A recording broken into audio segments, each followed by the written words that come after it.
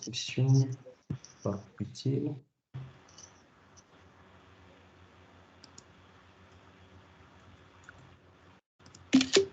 Ok, donc du coup, je vais partager déjà le PowerPoint qui va me permettre de lancer la réunion. Je ne sais pas si vous voyez le PowerPoint. Alors, par contre, voilà. C'est bon, ouais. C'est bon? Ouais. Tous? On voit. C'est bon. Très bien. Donc, voilà, bienvenue. Donc, c'est une présentation de SafeSky et surtout, c'est le lancement d'une expérimentation sur la Réunion. Donc, voilà. Ici. Donc, ce qu'on va faire pour le bon déroulement de la présentation, c'est que déjà, on va essayer de couper la vidéo. Comme ça, on va gagner un petit peu en bande passante, je pense, ça sera bien. On va couper les micros pour ne pas qu'il y ait des interférences pendant la présentation. Vous pouvez lever la main et après, quand vous avez levé la main, je pourrai intervenir pour vous faire parler. Voilà. Donc, voilà comment ça se passe. Hein. Donc, c'est la présentation. Elle vous montre un peu comment le faire. Et vous pouvez converser entre vous si vous souhaitez. C'est bon pour vous. Donc, n'hésitez pas à couper la caméra, s'il vous plaît. Comme ça sera fait. Paramètres vidéo.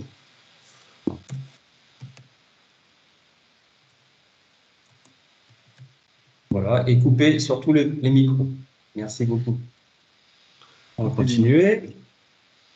Donc, l'objectif de notre rencontre, en tout cas, c'est la mise en place d'une expérimentation de SafeSky sur l'île de la Réunion. Donc, on l'avait annoncé lors du dernier cuir et on a essayé de le faire un petit peu avant, mais on n'a pas pu. Mais là, voilà, ça se lance aujourd'hui. Alors, le but, vraiment, l'objectif, c'est de trouver un grand nombre d'usagers. Aujourd'hui, j'ai envoyé un mail à un certain nombre. Vous êtes là, ceux qui sont intéressés. Les autres, il y en a certains qui m'ont écrit pour me dire qu'effectivement qu'ils ne pouvaient pas participer, mais qui souhaitaient avoir la vidéo. Pourquoi il y a besoin d'un grand nombre d'utilisateurs? C'est parce que plus on est nombreux, plus on va récupérer des retours pour identifier les avantages et les inconvénients de l'application SafeSky par rapport à l'île de la Réunion. On le sait, aujourd'hui, il y a les cirques, le fait qu'il y a la côte, les antennes GSM ne sont pas toutes accessibles, on va dire. Donc voilà. Et c'est pour ça qu'on a besoin de vous et que vous utilisiez SafeSky partout sur l'île de la Réunion pour avoir le maximum de retours, être sûr que tout le monde a utilisé et a eu soit quelque chose de bénéfique ou bien des choses qui sont des inconvénients et donc les reporter par la suite par une. On va en parler, on va faire un retour d'expérience. Vous verrez comment on va faire ce retour d'expérience et qui va pour nous, derrière, nous ouvrir une autre prochaine discussion. Et on l'a évoqué avec Monsieur Guéry, c'est est-ce que SafeSky pourrait être un moyen en plus pour la sécurité de l'espace aérien? Voilà. C'est ça après la prochaine discussion. Pour l'instant, on n'y est pas. Aujourd'hui, c'est le lancement de l'expérimentation, mais avant l'expérimentation, c'est vous présenter l'application. Si vous ne le connaissez pas, j'ai un sondage que j'ai mis en place. Déjà, je peux vous envoyer les sondages. Hop. Et vous vous dites oui ou non. Comme ça va nous permettre de...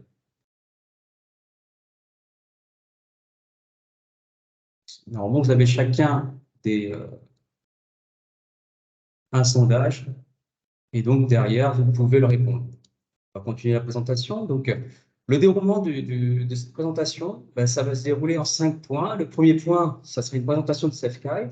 Donc, c'est intéressant. Donc, c'est Tristan qui est là, qui va vous présenter, quelqu'un qui connaît très bien l'outil. Il va se présenter déjà ce qu'il fait à SafeSky et l'application qui va bien. Donc, voilà. Il va aussi aborder les points de vigilance. Le point de vigilance, le premier point de vigilance, c'est l'utilisation du smartphone pendant le vol. Donc ça, il va vous donner certains points là-dessus de vigilance. Ensuite, après la fin de la présentation, on fera un échange ensemble, justement. Vous avez déjà débattu bien avant l'ouverture de la réunion, mais ça sera dans le troisième point, on aura l'occasion d'en discuter tous ensemble. Donc, il faudra lever la main pour pouvoir discuter. Il ne faudra pas que ce soit un échange un peu fouillé. Voilà. Quatrième point, c'est la phase d'expérimentation. Donc, déjà, comment participer? Donc, on va vous expliquer comment participer, quand est-ce qu'elle va démarrer et combien de temps on va faire l'évaluation. Le cinquième point, c'est le retour d'expérience. Le retour d'expérience, c'est le plus important parce que c'est ça qui va nous permettre derrière de faire une décision. Comment on peut ou pas utiliser SafeSky. Voilà. Ça vous va? On va démarrer par la présentation de SafeSky. Donc, je vais laisser la main à Tristan. Merci. Je vais lancer le partage de mon écran.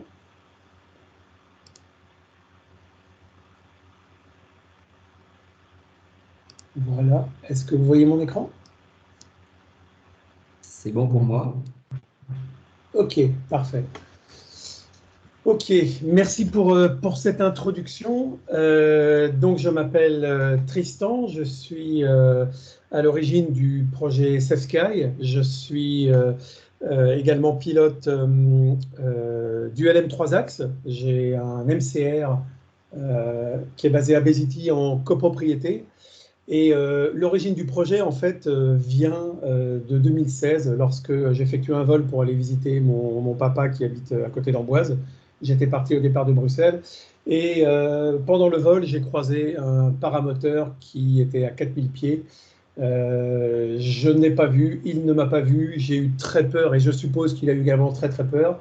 Et donc, à ce moment-là, j'ai commencé à me poser la question, à me dire, mais comment est-ce que c'est possible qu'en 2016, il ne puisse pas y avoir une conscientisation des trafics qui sont en vol? Le service d'information en vol ne m'a rien dit du tout. À mon avis, il ne le voyait pas non plus.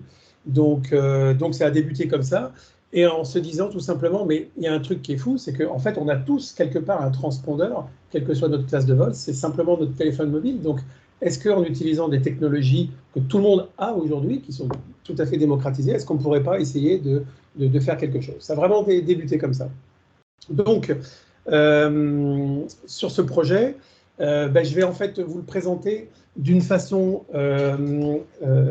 assez académique peut-être, de façon à vulgariser en fait certains concepts, parce que je suis conscient que sur l'île de la Réunion, vous avez des contraintes qui sont beaucoup plus particulières que ce que l'on a en métropole ou globalement sur l'Europe. Mais ce qui s'applique quand même ici doit pouvoir s'appliquer en fait sur l'île. C'est ça qui va être intéressant dans cette expérimentation. Donc un agenda assez court, mais qui va surtout focaliser sur la démo. Donc je vais rappeler en fait quelques limitations du voir et éviter. C'est des rappels, mais c'est quand même important de les conscientiser. Lister en fait les quelques systèmes anti-collision qui existent et les solutions, et le paradoxe qu'il y a dans ces solutions, une démo de SafeSky. Et je vais adresser également la problématique des stations au sol, qui est une façon d'augmenter les trafics qui peuvent être visibles à la fois dans SafeSky et sur d'autres systèmes. Alors, concernant les limitations du vol VFR, j'en profite pour faire de la pub pour mon MCR qui est à gauche. J'en suis vraiment très très fier. Donc, j'ai relevé en fait 3 points qui ont été présentés d'ailleurs au Mondial de l'ULM à Blois en septembre. La première limitation qu'il faut absolument garder à l'esprit, c'est que au plus on va vite, au plus notre champ de vision est en fait altéré. Ça a été démontré dans plein d'études scientifiques, et ce n'est pas un phénomène qui est lié uniquement à l'aviation, c'est applicable aussi au sol et en voiture. Et comme on nous apprend au niveau du voir et éviter de scanner régulièrement dans le ciel pour pouvoir identifier des trafics, eh bien, il faut savoir qu'à 70 km/h, eh bien, notre champ de vision est réduit donc de moitié, puisqu'on part du principe au départ que quelqu'un qui a toute son assiduité visuelle a un champ de vision de l'ordre de 180 degrés, voire même un peu plus. En fonction de l'âge et en fonction de la vitesse, ce champ va se réduire. Et à 130 km/h, c'est seulement 30 degrés de vision que l'on a. Ça, c'est un des facteurs les plus importants en fait, qui viennent limiter en fait, le voir éviter, parce qu'on a beau avoir le nez dehors et scanner, eh bien, le temps que l'on scanne de la gauche vers la droite, il va s'écouler un certain temps quand on sera arrivé à droite, et ce que l'on aura vu sera forcément dans un cône qui est assez limité. Sans compter qu'en plus, il y a une troisième dimension pour l'aviation. Le deuxième rappel au niveau des limitations, eh bien, en fait, c'est tout ce qui est source d'éblouissement et effet atmosphérique. Tout le monde a dû vivre pendant des saisons d'hiver ou en retour le soir avec le soleil de face. Lorsqu'on a une situation comme c'est indiqué sur la photo, il est évident que la capacité à pouvoir repérer un trafic dans le ciel est excessivement réduite et on vole, je veux dire, c'est certainement assimilable même à des conditions IFR, IMC quand on est dans ces conditions-là. Le troisième point que je voulais relever avec vous, c'est en fait le temps de réaction moyen qui a été démontré pour pouvoir affronter en fait un évitement. Il y a donc différentes phases qui sont indiquées à gauche, et rien que déjà percevoir un objet dans le ciel, pour peu qu'on est au bon moment, au bon endroit en train de scanner avec la bonne référence, il faut compter un dixième de seconde pour pouvoir percevoir un objet dans le ciel. Pour pouvoir reconnaître que c'est un aéronef, il va s'écouler une seconde de plus. Et pour pouvoir identifier que cet aéronef, il est en train de converger vers nous et va représenter éventuellement une collision, il va s'écouler en moyenne 5 secondes de plus. Le temps de se rendre compte que ça va être un danger et de prendre une réaction, il va s'écouler encore 4 secondes. Et le temps de pouvoir exécuter la décision, on va avoir une réaction musculaire, le temps de faire la manœuvre, plus la latence de l'aéronef. On considère qu'en moyenne, il faut 12 secondes et demie lorsqu'on a spoté un objet dans le ciel avant de pouvoir avoir fait la manœuvre d'évitement. Et 12 secondes et demie, compte tenu aujourd'hui des avions rapides et des ULM rapides, si on prend un VL3 ou un MCR, on va croiser à 200 km à l'heure. Si on a deux appareils qui croisent à 200 km à l'heure qui sont en face à face, on est sur du 400 km à l'heure. Chaque appareil se déplace à 60 mètres par seconde. Ça veut dire que le moment où doit commencer cette séquence de 12 secondes et demie pour pouvoir percevoir l'objet, on doit pouvoir identifier l'avion à 1,5 km. Et je défie quiconque de pouvoir réellement spotter un avion qui se trouve, ou un avion, un ULM ou autre, à une telle distance. Donc ça, c'est des limites en fait qui sont donc documentées dans pas mal d'ouvrages et qui, en tant que pilote, je pense qu'on en est tous conscients, mais ce n'est pas la première préoccupation que l'on a quand on est en vol de penser en fait à ces limitations. En plus de ça, on a reçu aujourd'hui, cette année, donc, le rapport annuel en fait, de l'EASA, qui conclut en fait que les 3 risques d'accident dans l'aviation générale et dans le monde de l'ULM sont le premier, la perte de contrôle d'un aéronef, le deuxième, une collision avec le terrain, et le troisième, ça reste les collisions en vol. Alors même si les collisions en vol, ce n'est pas des phénomènes que l'on rencontre chaque jour, quand ils arrivent, on se demande toujours comment ça a pu arriver, quelles ont été les circonstances et comment s'en prémunir.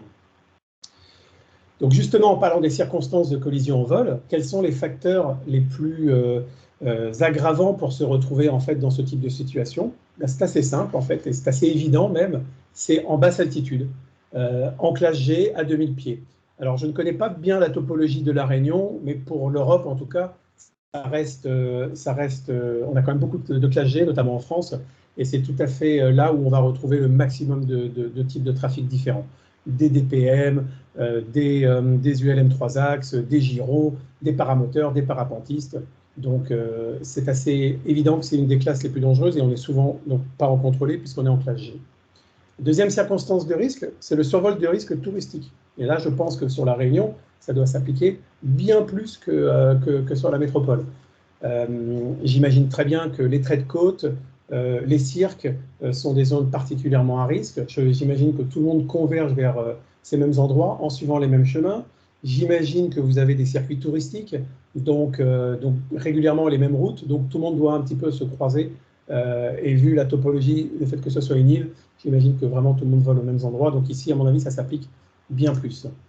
Et le troisième point, c'est en approche d'un aérodrome, surtout si c'est un aérodrome que l'on ne connaît pas. On ne connaît pas bien les points d'entrée, on n'est pas trop sûr où se trouve l'avant-arrière, la base, on tourne trop tôt et ce genre de choses. Et c'est là où, évidemment, il y a le plus de risques. Et enfin, il y a différents adages qui sont importants de bien garder en tête. C'est que regarder dehors, ce n'est pas chercher. En fait, on considère que lorsqu'un pilote scanne ou regarde dehors, n'ayant pas en fait d'informations de trafic, finalement, qu'est-ce que l'on cherche?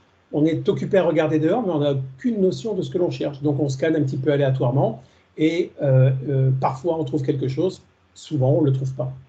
Il a été démontré que sans une information de trafic, qu'elle vienne d'un SIV ou qu'elle vienne d'un système anti-collision, en fait, il y a 8 fois moins de chances de pouvoir percevoir un trafic si on ne nous a pas à l'avance dit voilà, il y a un trafic devant toi, dans tes 2 heures, 200 plis plus haut. Là, on sait où focaliser notre attention, et là, on a 8 fois plus de chances de pouvoir trouver le trafic. On parle donc de risque de collision en vol. On a établi des statistiques chez SafeSky dans ce qu'on appelle en fait des air miss ou des near mid-air collision, qui sont catégorisés en 2, A et B. Et là, ce que je vous montre ici, c'est pour la France. Donc, je n'ai pas de statistiques pour la Réunion, mais pour la France, ce sont en fait des trafics pour lesquels la sécurité horizontale a été inférieure de 500 pieds et verticale de 100 pieds. Et dans ce contexte-là, donc tous les points qui sont là correspondent en fait à une de ces circonstances. Maintenant, il faut prendre ce type de carte comme avec parcimonie. Par exemple, on va voir des Pyrénées vers le nord, on va voir des lignes droites. On peut imaginer qu'ici, on a des trafics qui, en fait, ça pouvait être des gens, des pilotes qui volaient en formation, ça peut être des copains. Il peut se passer, en fait, des choses. Donc, cette carte n'est pas forcément exhaustive. Cependant, une majorité de ces points-là représentent réellement des air miss. J'en ai spoté un pour la présentation d'aujourd'hui, dans l'est de la France. Donc, le 19 août 2023, à 7h36 du matin, on a donc 2 appareils. On a un avion et un pendulaire. L'avion était à 1883 pieds, le pendulaire à 1742. L'avion allait au cap 107 et le pendulaire au cap 78. Donc, ils allaient donc tous les deux en cap est. Et donc, l'avion a simplement éraflé la casquette du pendulaire avec 140 pieds d'écart. Typiquement, c'est le genre de scénario dans lequel il y a un dépassement, problématique d'avion aile basse et de pendulaire aile haute. Le pendulaire, vous ne pouvez pas voir de toute façon le trafic puisqu'il venait de derrière, et l'avion aile basse ne voyait peut-être pas le pendulaire, et donc il lui est passé directement dessus. Et des points comme ça, on en a en fait par milliers sur l'Europe.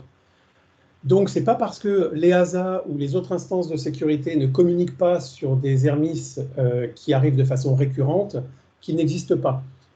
Théoriquement, en tant que pilote, on devrait signaler un AirProx, qui est une démarche administrative pour qu'il puisse y avoir une enquête et essayer de déterminer les causes qui ont conduit en fait à ce genre d'incident. Dans la pratique, ni les pilotes du LM, ni les pilotes de la petite aviation générale ne sont familiers avec ce type de procédure et donc ne le font pas. Mais la réalité, c'est qu'en regardant en fait tous les systèmes, enfin toutes les traces que l'on peut avoir par les systèmes électroniques qui sont utilisés par les pilotes, on retrouve ce type de statistiques. Donc, arrivons au point numéro 2. Donc, c'est bien joli, on a bien tous compris que lorsque l'on est en vol, il faut faire attention évidemment à sa sécurité et être au maximum vigilant. Pourtant, il existe des solutions anti-collision, des systèmes électroniques qui permettent de pouvoir s'en protéger. Alors, il en existe, mais le souci, c'est qu'il y en a beaucoup trop. Elles ne sont absolument pas interopérables, c'est-à-dire qu'elles ne parlent pas la même langue. Et en plus, la plupart des solutions ont été organisées par classe de vol. Alors, ce que je vais expliquer là s'applique beaucoup plus pour l'Europe. Pour la Réunion, je ne suis pas assez familier avec vous, mais peut-être que vous pourrez m'aider à comprendre un peu plus lors des questions-réponses à la fin de la présentation. Donc, en fait, pourquoi est-ce que je dis qu'il y a trop de systèmes? C'est qu'en fait, en Europe, on a à peu près 15 système radio-électronique pour pouvoir annoncer sa présence. Entre autres, on va trouver le système ADSB, qui est censé être le standard international pour pouvoir transmettre sa position et éventuellement la recevoir. Or, dans l'aviation générale, pour l'Europe de l'Ouest, moins de 10% des appareils sont équipés en ADSB. Donc en gros, on ne voit pas grand-chose. Dans le monde de l'ULM, c'est presque inexistant. Après, on va trouver d'autres systèmes électroniques qui ont été organisés de façon communautaire. Par exemple, le FLARM. Donc, dans toutes les Alpes, on peut considérer qu'à peu près 90%, 90% des planeurs sont équipés avec le système FLARM. Génial, ils se voient entre eux. Vous, si vous avez un appareil qui est équipé en ADSB, eh bien, l'ADSB ne parle pas la même langue que le FLARM. Et le FLARM ne parle pas la même langue que l'ADSB. Donc, vous êtes tous les deux équipés d'un système électronique qui n'est pas interopérable, qui ne sait pas se comprendre. Après, on peut rajouter d'autres. Les Anglais, ils ont un système qui s'appelle Pilot Aware. c'est un système qui est formidable, qui marche très très bien, mais qui n'est pas interopérable ni avec la DSB, ni avec le FLARM. Et on en a comme ça toute une série. On a des OGN trackers. En France, on trouve du Flying Neuron maintenant. Les paramoteurs et les parapentistes utilisent un système radio qui est très pratique pour se voir, qui s'appelle le FANET. Le FANET ne parle pas la même langue que le FLARM, qui ne parle pas la même langue que la DSB. Et on en continue comme ça. On a également le MODES, que, à mon avis, on doit retrouver sur l'île. Mais les MODES, en fait, ne peuvent être vus que par des radars secondaires. On ne peut pas avoir un système de réception à bord pour voir les MODES. Bref, c'est un vrai bazar. Et il n'y a quasiment aucune chance que dans les décennies qui viennent, ce type de système, pour l'aviation notamment non certifiée, vienne à se standardiser. Donc, nous, qu'est-ce que l'on s'est dit? On est pilote, donc avec 6 copains pilotes. On s'est dit, on n'est pas intéressé de rentrer dans la guerre et d'essayer de motiver tout le monde à utiliser de l'ADSB ou du FLARM ou je ne sais quoi. On s'est dit, on va essayer de faire un système qui va être basé sur des technologies que tout le monde a aujourd'hui, donc son téléphone, sa tablette, et on va essayer de faire une solution dans laquelle on va montrer le maximum de choses. Donc, qu'est-ce que SafeSky? SafeSky, c'est une application que vous pouvez télécharger, qui est gratuite et qui n'a aucune publicité, et qui va permettre en fait d'avoir une information de trafic en vol, et c'est pour toutes les classes de pilotes. Que vous soyez en paramoteur, parapentiste, en pendulaire, en planeur, en avion, peu importe, tout le monde a de toute façon un téléphone avec lui, et en fonction de la topologie de vol, eh bien, il y a toujours moyen de pouvoir donc lancer SafeSky. Même si je suis en parapente et que je n'ai pas la possibilité d'avoir mon téléphone avec un écran devant moi, il est évident que mon téléphone, je l'ai dans ma poche. Et bien déjà, allumer SafeSky quand je vais faire mon vol, c'est déjà s'assurer d'être vu, un petit peu comme mettre un gilet jaune quand on va faire du vélo. Être vu, c'est déjà très important et une vraie avancée pour la sécurité. Comment ça fonctionne? Eh bien, en fait, on utilise le GPS du téléphone et la connexion Internet pour envoyer la position vers les autres usagers. Et en retour, on reçoit la position de tous les autres pilotes qui utilisent SafeSky sur le système. Lorsqu'il y a des alertes, eh bien, on se retrouve en fait avec un écran radar, je vais vous montrer en démo après, qui va pouvoir pointer en fait un trafic. On a également un retour audio qui va nous dire en français « trafic dans vos 2 heures, 200 pieds plus haut ». Et là, on sait en vol arrêter de regarder l'écran, on regarde dehors, on vole VFR et on a une information de trafic qui doit nous permettre de pouvoir identifier le trafic en question.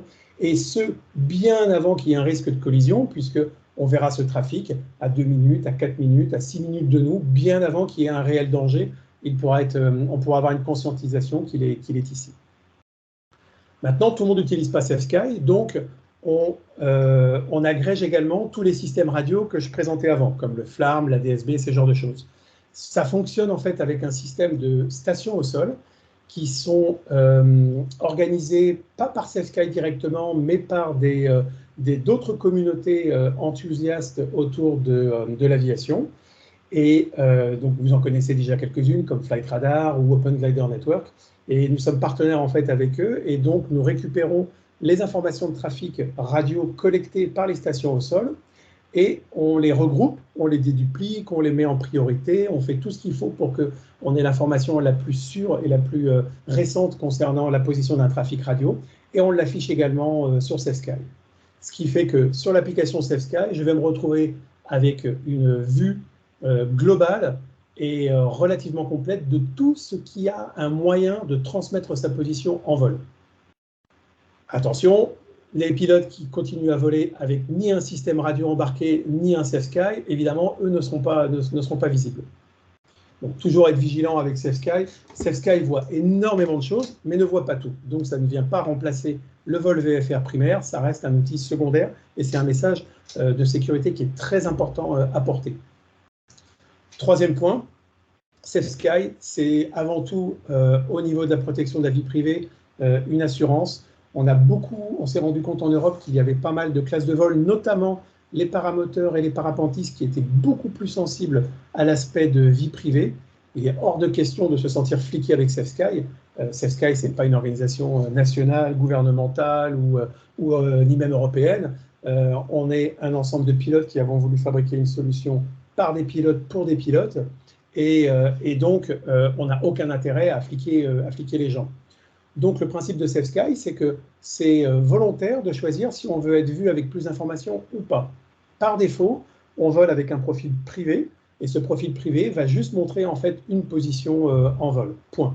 Maintenant, si vous volez avec un profil public, ce qui est votre choix, eh bien, vous pourrez afficher le call sign de l'appareil, une photo de votre avion et quelques autres informations qui permettront à ce moment-là de pouvoir vous identifier, mais c'est tout à fait optionnel.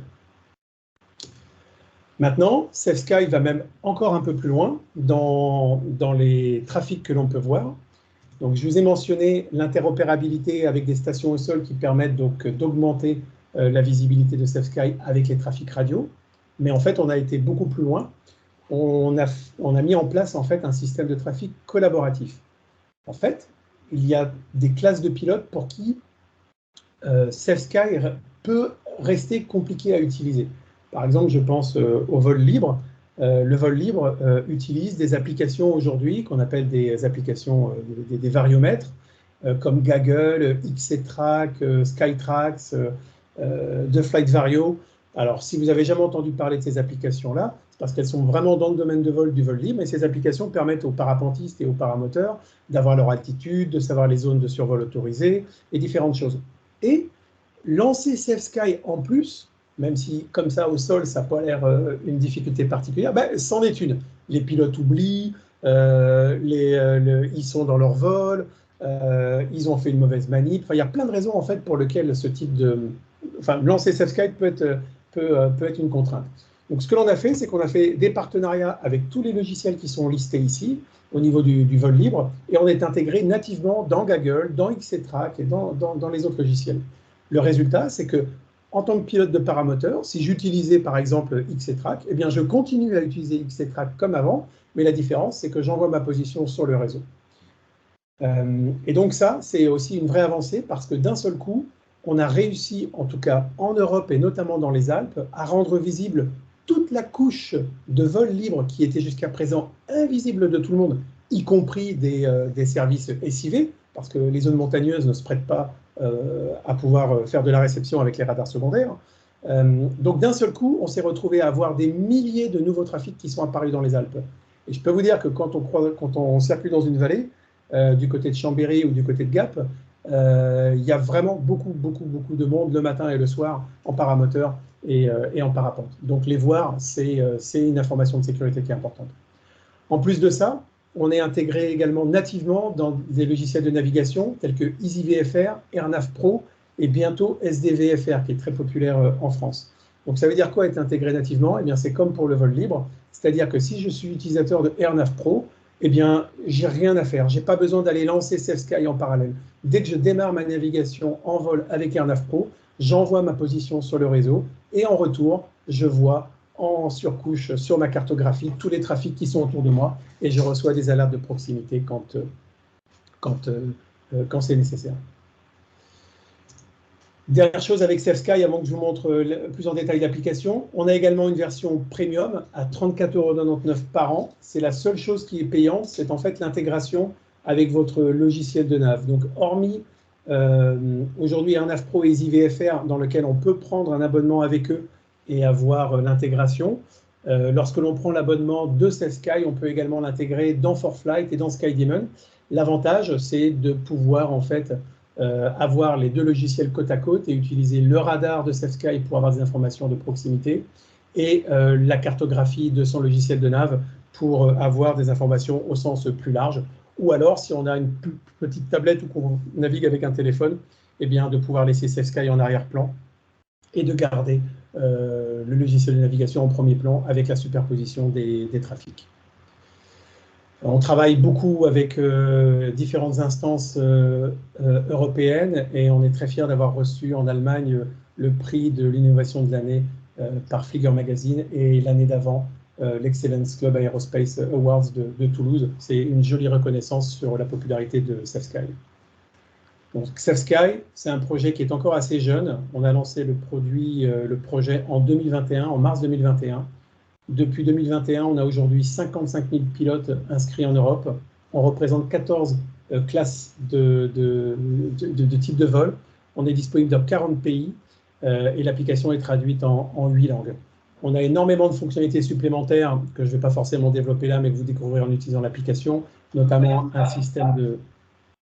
notamment un système de balise Search and Rescue qui permet, lors d'une situation d'urgence, de pouvoir être rapidement repéré, et différentes autres fonctionnalités que vous découvrirez encore une fois dans l'application. Dernier point, ce qui peut représenter une limitation dans l'utilisation d'Internet, et c'est ça qui va être intéressant dans l'expérimentation. Internet, oui, mais Internet ne marche pas à l'infini lorsque l'on monte vers le ciel. Et donc, en fait, on a, nous, arbitrairement choisi une tranche qui va du sol jusqu'à 5000 pieds AGL, parce qu'en Europe de l'Ouest, au-dessus de 5000 pieds AGL, on est souvent en contrôlé. Donc, la problématique que SafeSky fonctionne avec une connexion réseau ou pas est tout à fait différente. Mais en dessous de 5000 pieds, c'est là où on a les 3 fameuses circonstances les plus aggravantes pour avoir une collision en vol. Et statistiquement, donc depuis 2 ans et demi, on a relevé en fait sur les différents pays. Je n'ai malheureusement pas de statistiques à l'échelle de la Réunion, mais on sortira des statistiques après l'expérimentation. On a en fait en moyenne à peu près 80% de réception jusqu'à 5000 pieds. Il faut savoir qu'on utilise des technologies pas standards. Lorsque vous, peut-être à La Réunion, vous allez voler à 3000 pieds et vous allez vouloir envoyer une image sur WhatsApp à un copain ou regarder un email, ça ne va pas fonctionner. C'est normal parce qu'en fait, l'overhead en fait, qui est impliqué pour pouvoir envoyer des informations en HTTP, ce genre de choses, prend pas mal de bandes passantes et doit avoir une garantie en fait, de transfert d'informations. On utilise des technologies tout à fait différentes que l'on appelle de l'UDP. C'est vraiment du fire and forget. On envoie des informations, qu'elles arrivent ou qu'elles n'arrivent pas. Il n'y a pas besoin d'avoir de confirmation et de choses comme ça. Ce qui fait qu'en fait, les trafics sont très, très, très fins. Avec une connexion Edge, donc en 2G, SafeSky continue de fonctionner de façon tout à fait comme il faut. OK, je parle beaucoup. Je vais vous montrer l'application. Est-ce que vous voyez mon iPad?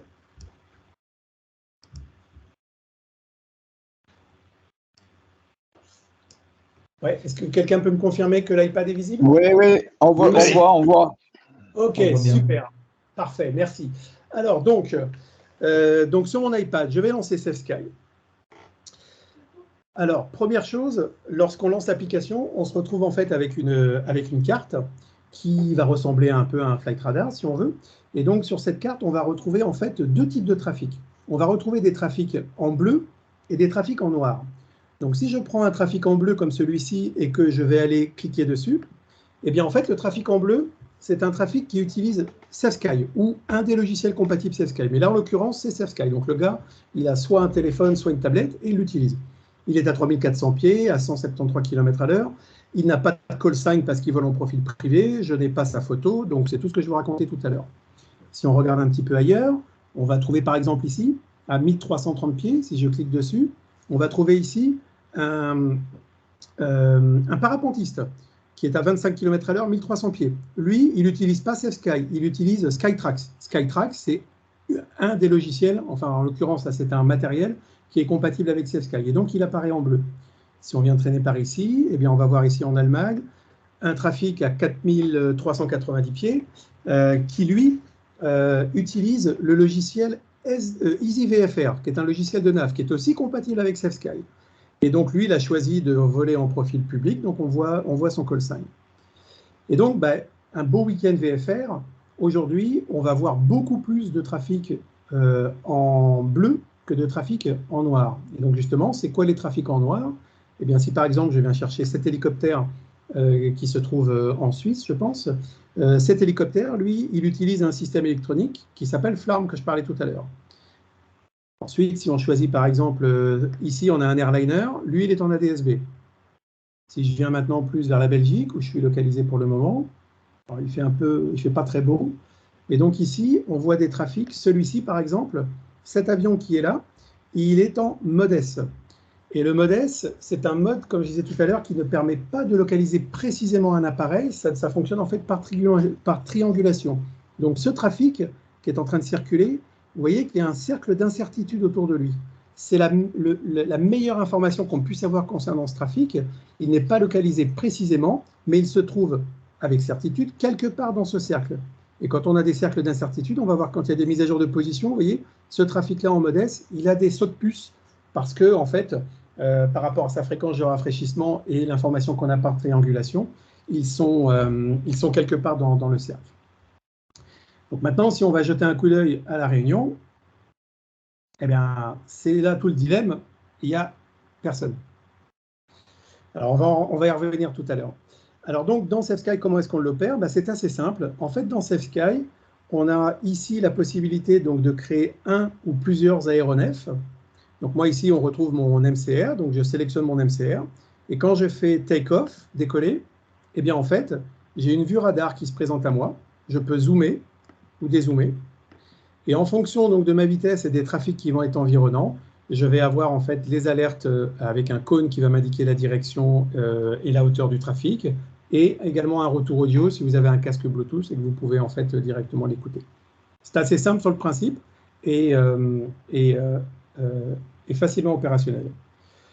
Une autre façon d'utiliser SafeSky, c'est d'utiliser conjointement avec un logiciel de navigation. Donc, par exemple, moi j'utilise Air Navigation Pro, j'utilise SkyDemon.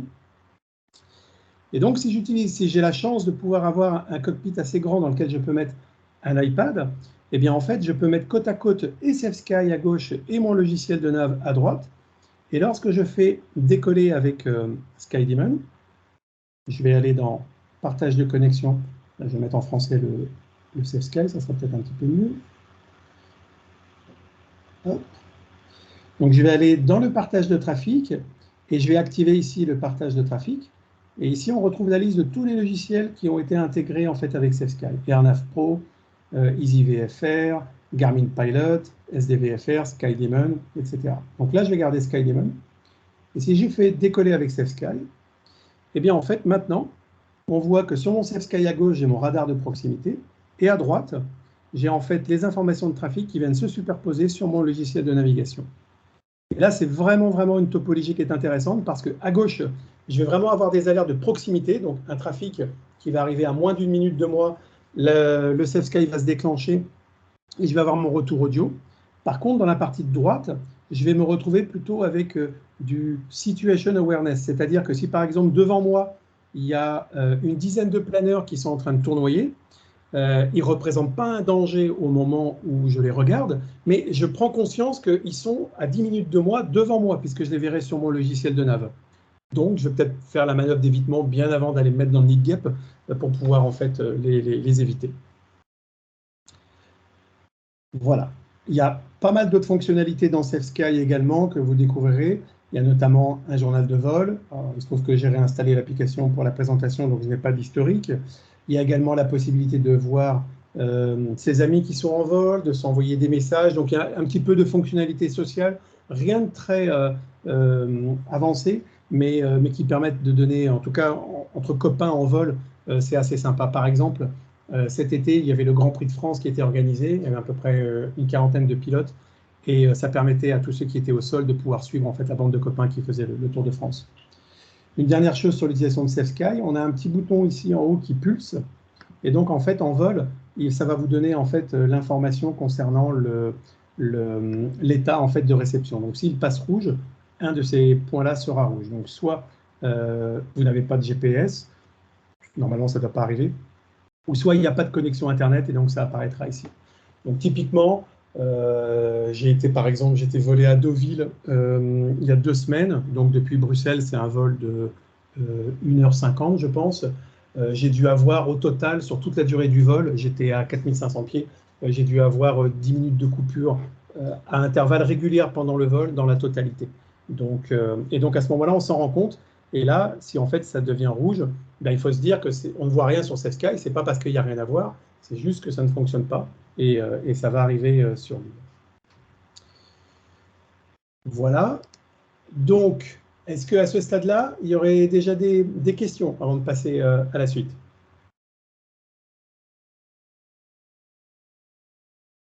Non, il n'y a pas le... Ah, si, monsieur. Cédric Fontaine. Oui, j'ai une petite question là. Est-ce que vous avez la possibilité de vérifier justement que les informations renseignées par l'utilisateur, c'est-à-dire l'immatriculation et la photo, appartiennent bien en fait à la personne? Alors j'imagine en fait quelqu'un qui utiliserait l'immatriculation de quelqu'un d'autre pour effectuer son vol avec son téléphone, quoi. Non, n'importe qui pourrait usurper l'identité de n'importe qui.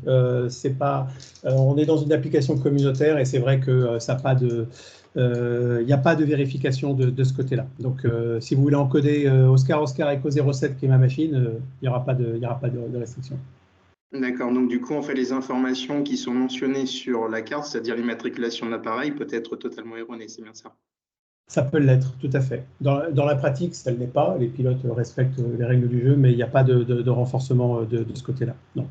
Maintenant, les informations comme le call sign, bon, évidemment, sauf si on essaie de prendre contact à la radio, sont purement informatifs, et purement déclaratifs. Et justement, j'en profite pour montrer quelque chose au niveau de la définition des aéronefs. Il se trouve que sur mon MCR, je suis équipé d'un ADSB out. Et donc, pour éviter que dans le réseau SafeSky, j'apparaisse en doublon, une fois avec mon téléphone SafeSky en bleu et une fois en noir avec la DSB out, il est nécessaire, quand on configure en fait son appareil, d'aller renseigner en fait le type de transpondeur que l'on a à bord. Et en fait, quand on renseigne cette information-là, il y a un code hexadécimal, un code ICAO, qui fait partie de la documentation radio de votre transpondeur, qui doit être en fait renseigné ici. Et de cette façon-là, SafeSky, c'est à ce moment-là se rendre compte que c'est le même trafic et ne va pas l'afficher deux fois. Si vous ne le connaissez pas, ce code, ce n'est pas forcément gênant parce que lorsque vous allez rentrer votre indicatif dans les informations, eh bien, on va faire une recherche dans une base de données et on va essayer, nous, de le retrouver. En général, 9 fois sur 10, on le retrouve. Donc, il suffit juste de renseigner son indicatif. Par rapport au vol anonyme que je mentionnais aussi tout à l'heure, si je vais dans le profil de mon compte, donc je peux renseigner les informations ici. Et c'est en fait à cet endroit-là que je peux définir si je veux voler en profil public ou en profil privé. Donc en profil public, tout le monde peut voir mon pseudo, mon nom. Et si je passe en profil privé, eh bien, seuls mes compagnons de vol, donc les amis que j'aurai acceptés sur le système, pourront en fait me voir avec les informations détaillées. OK, on pourra revenir sur des questions alors de SafeSky après. Je vais terminer sur la présentation pour aborder un autre point. C'est pas celui-là, c'est celui-là.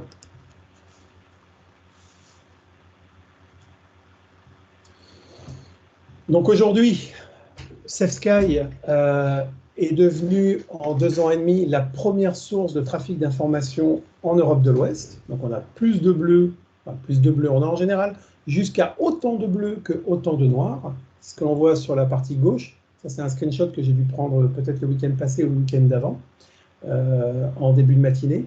Et dans la partie de droite, c'est un heatmap qui montre en fait la couverture de SafeSky jusqu'à 5000 pieds. Au plus c'est foncé, au plus il y a de trafic.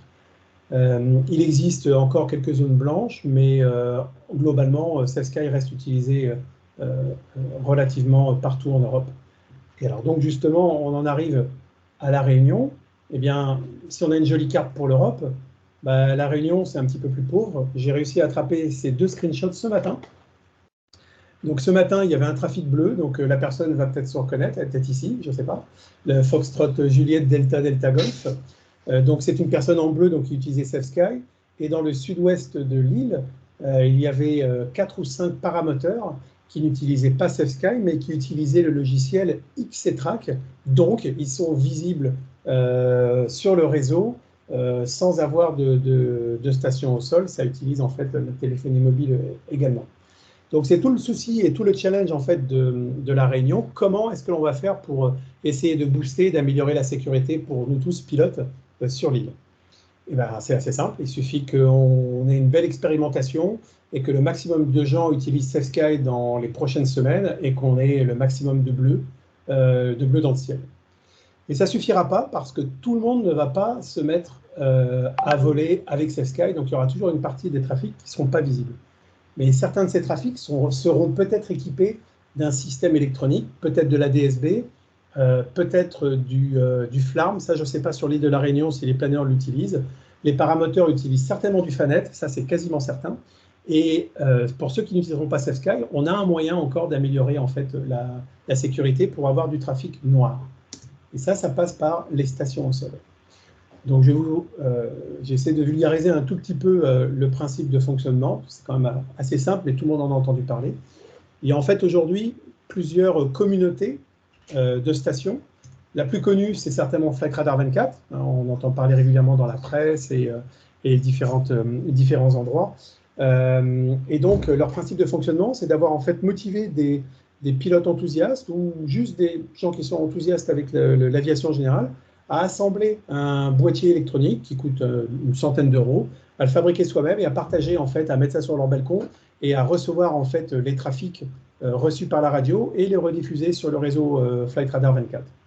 Le souci de cette solution, c'est qu'elle reçoit en fait qu'un seul type de protocole. On va y revenir.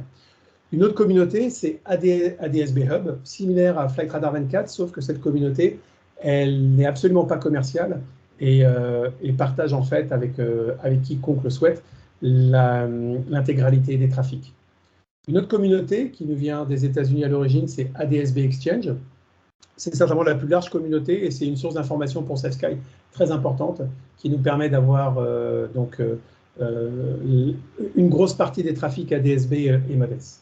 Également FlightAware, Open Glider Network. Open Glider Network, c'est certainement pour le monde de l'ULM et pour la partie petite aviation générale, le réseau le plus intéressant parce que leurs stations en fait sont multi-protocoles et peuvent recevoir l'intégralité des systèmes électroniques sur la bande 868 MHz, c'est-à-dire tout sauf l'ADSB.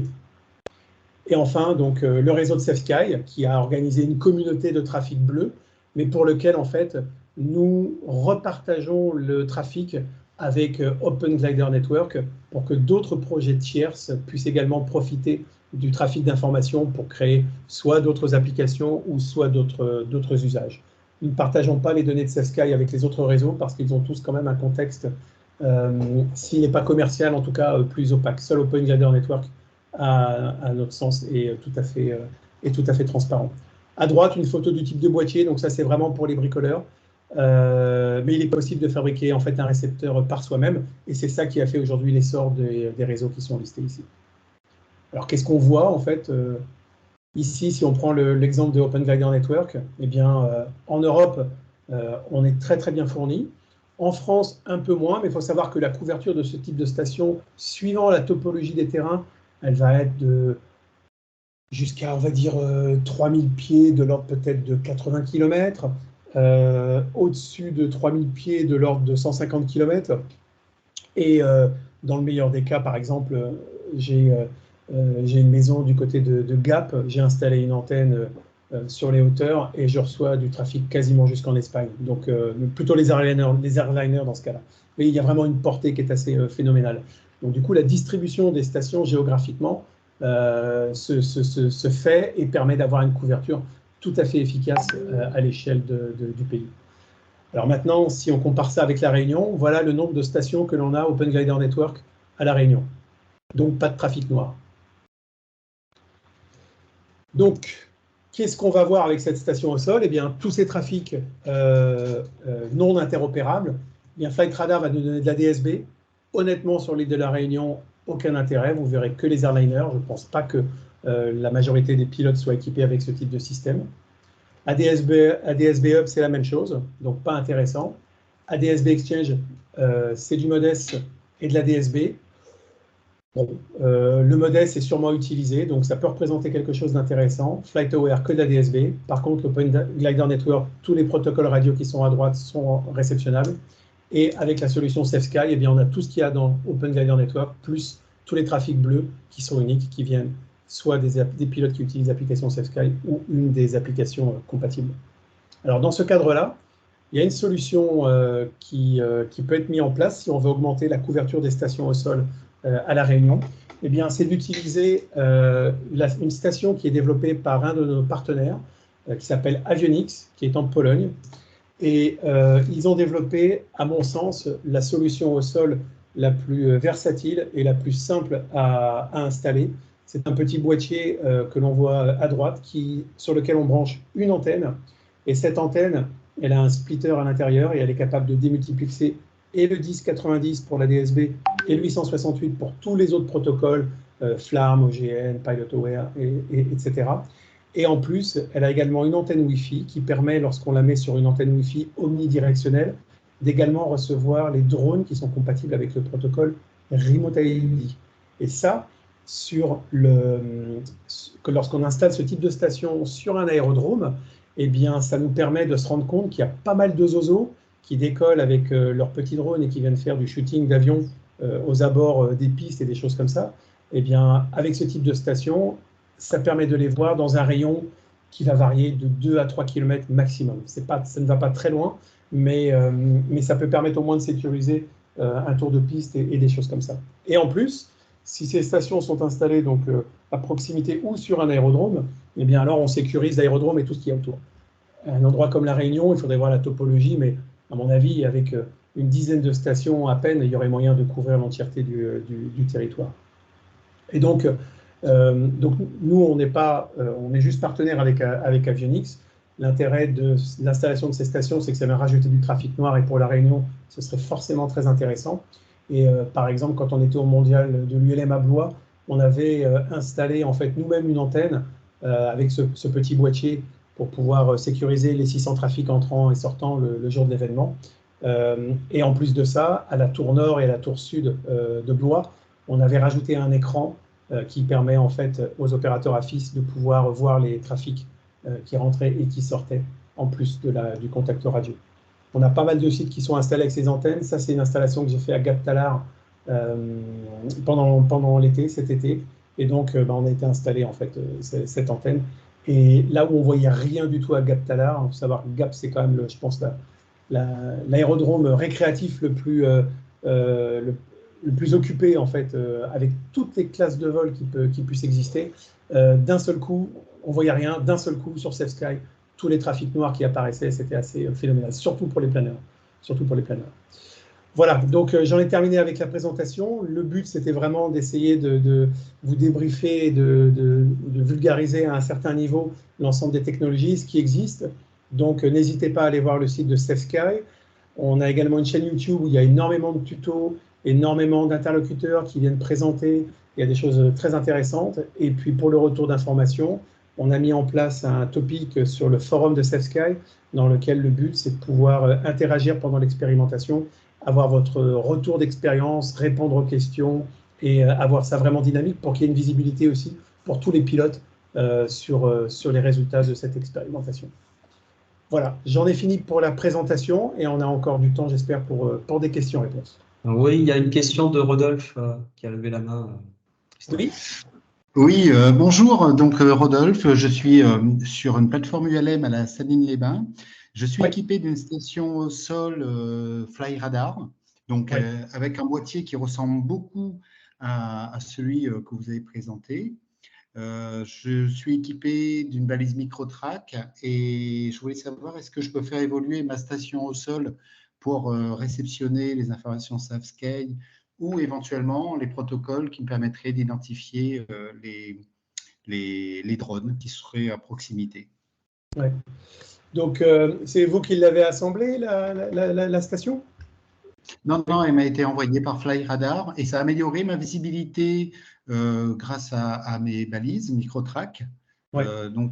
Et c'est vrai qu'on a de plus en plus les hélicoptères avec les ADS-TGB qui sont également affichés sur Fly Radar. Et c'est vrai que cette balise, j'ai l'impression qu'elle récupère pas mal d'informations. Et s'ils me l'ont envoyé, c'est qu'ils ont considéré qu'il était nécessaire qu'il fallait améliorer la visibilité du trafic.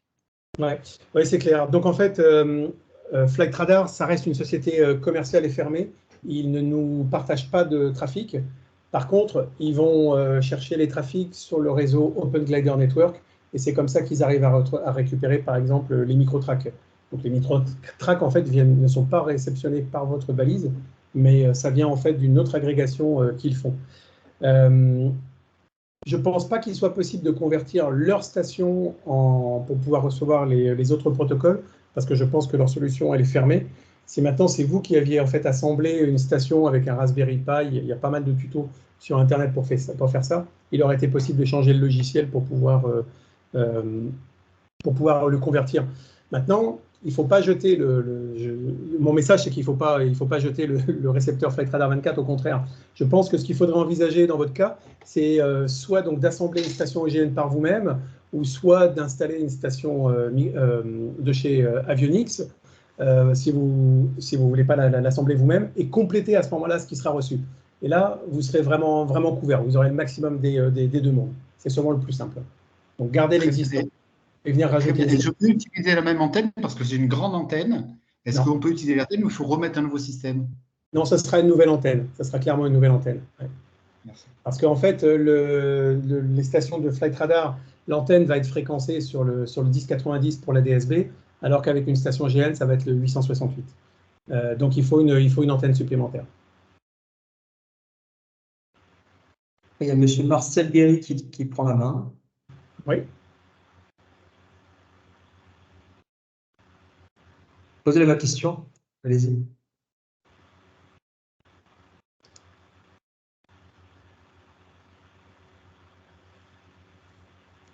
On ne vous entend pas, M. Guéry? Je ne vous entends pas. Si, il y a bonne base, je vous entends. Allez-y. Non, on ne vous entend pas.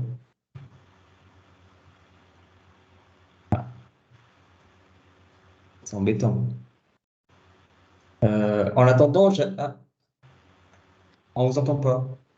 Ah, zut. Sinon, posez tout à l'heure, ça marchait. Tu peux poser ta question par écrit, Marcel. En attendant, moi j'avais des questions aussi concernant les boîtiers. Donc tu avais parlé de deux boîtiers, hein, un boîtier à base de Raspberry et l'autre boîtier Avionics Open Air Multitrack. C'est quasiment la même chose, je suppose, parce que dedans il doit y avoir un Raspberry. Alors, c'est pas un Raspberry, mais ça reste des technologies similaires. La différence, voilà. Ouais. Ouais. Et la distance, les distances de détection par rapport à détection pour récupérer les données, c'est combien de... Parce que si l'idée, c'est très... Voilà, moi, c'est l'idée, si l'expérience se lance, c'est d'essayer de promulguer ces boîtiers à tous les aéroclubs, pas tous les aéroclubs, mais au moins ceux qui sont un peu éparpillés sur l'île de la Réunion, pour qu'il y ait ces boîtiers-là, qui permettraient derrière d'avoir comment on appelle ça, une zone étendue de détection des aéronefs. Voilà. Par exemple, je pense par exemple à M. Lougnon qui vient d'en parler. Il a déjà quelque chose en place chez lui. Il est au Salines, pardon. Après, on pourrait mettre la même chose côté Pierrefonds. Je pense aux AFIS. Ils sont pas là, c'est dommage, je les avais invités. Voilà. Après, côté Mafad, pareil, on pourrait rajouter, je sais pas, sur une hélice surface, quelque part où il y a un accès Internet. Exact, vous voyez? Donc, ça permettrait derrière d'avoir une étendue de boîtiers qui permettrait de détecter toutes les aéronefs. Donc, voilà, c'est ça que je veux poser la question, c'est quelle est la distance existante et après combien ça pourrait coûter, c'est ça aussi le coût. Oui, ben justement, ça reste des technologies donc vraiment bon marché. Le boîtier de chez Avionics, il est commercialisé à 500 € et il inclut également l'antenne et c'est quelque chose qui peut être installé par tout à chacun. Il s'agit juste d'aller fixer un mât de type parabole, rajouter l'antenne dessus, tirer le câble de 15 mètres, le brancher une alimentation et relier le boîtier à Internet. On peut le relier soit en câble à Internet, soit en Wi-Fi, ou alors il y a même un slot pour mettre une carte SIM, et avec une carte 3G, 4G, à ce moment-là, il peut transférer les informations. Donc c'est vraiment quelque chose qui peut être installé par les gens au club, il n'y a pas besoin de connaissances particulières. Et c'est un boîtier qui est commercialisé, comme je disais, à 500 €. Ce type de boîtier peut être fabriqué aussi par soi-même pour à peu près la moitié du prix, je pense. La différence, c'est que peut-être que qualitativement, ça ne va pas être exactement la même chose. Et surtout, ce qui se passe avec le réseau, notamment OGN, c'est que beaucoup de stations sont installées et elles sont oubliées. Donc elles finissent par tomber en panne, il n'y a pas de mise à jour de logiciel qui est faite et les stations deviennent obsolètes. Et à un moment donné, elles pourraient même potentiellement transférer des informations erronées, qui sait. Donc l'avantage des stations Avionics, c'est qu'elles sont également mises à jour automatiquement à distance et il n'y aura pas d'obsolescence sur le matériel. Donc ça reste une bonne solution plug and play à moindre coût.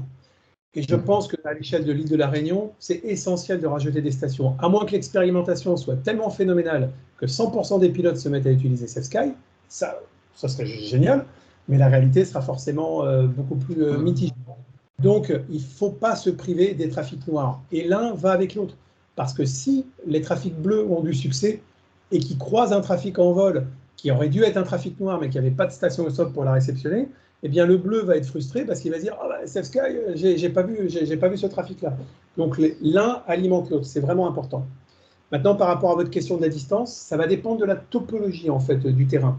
À Gap Talar, qui est donc montagneux, en fond de vallée, je dirais que pour les trafics, pour les planeurs, on les reçoit, on est entouré de montagnes qui vont jusqu'à 3000, jusqu'à 2500 mètres. De ce que je vois, je pense que dans un rayon d'une cinquantaine de kilomètres, on voit les planeurs.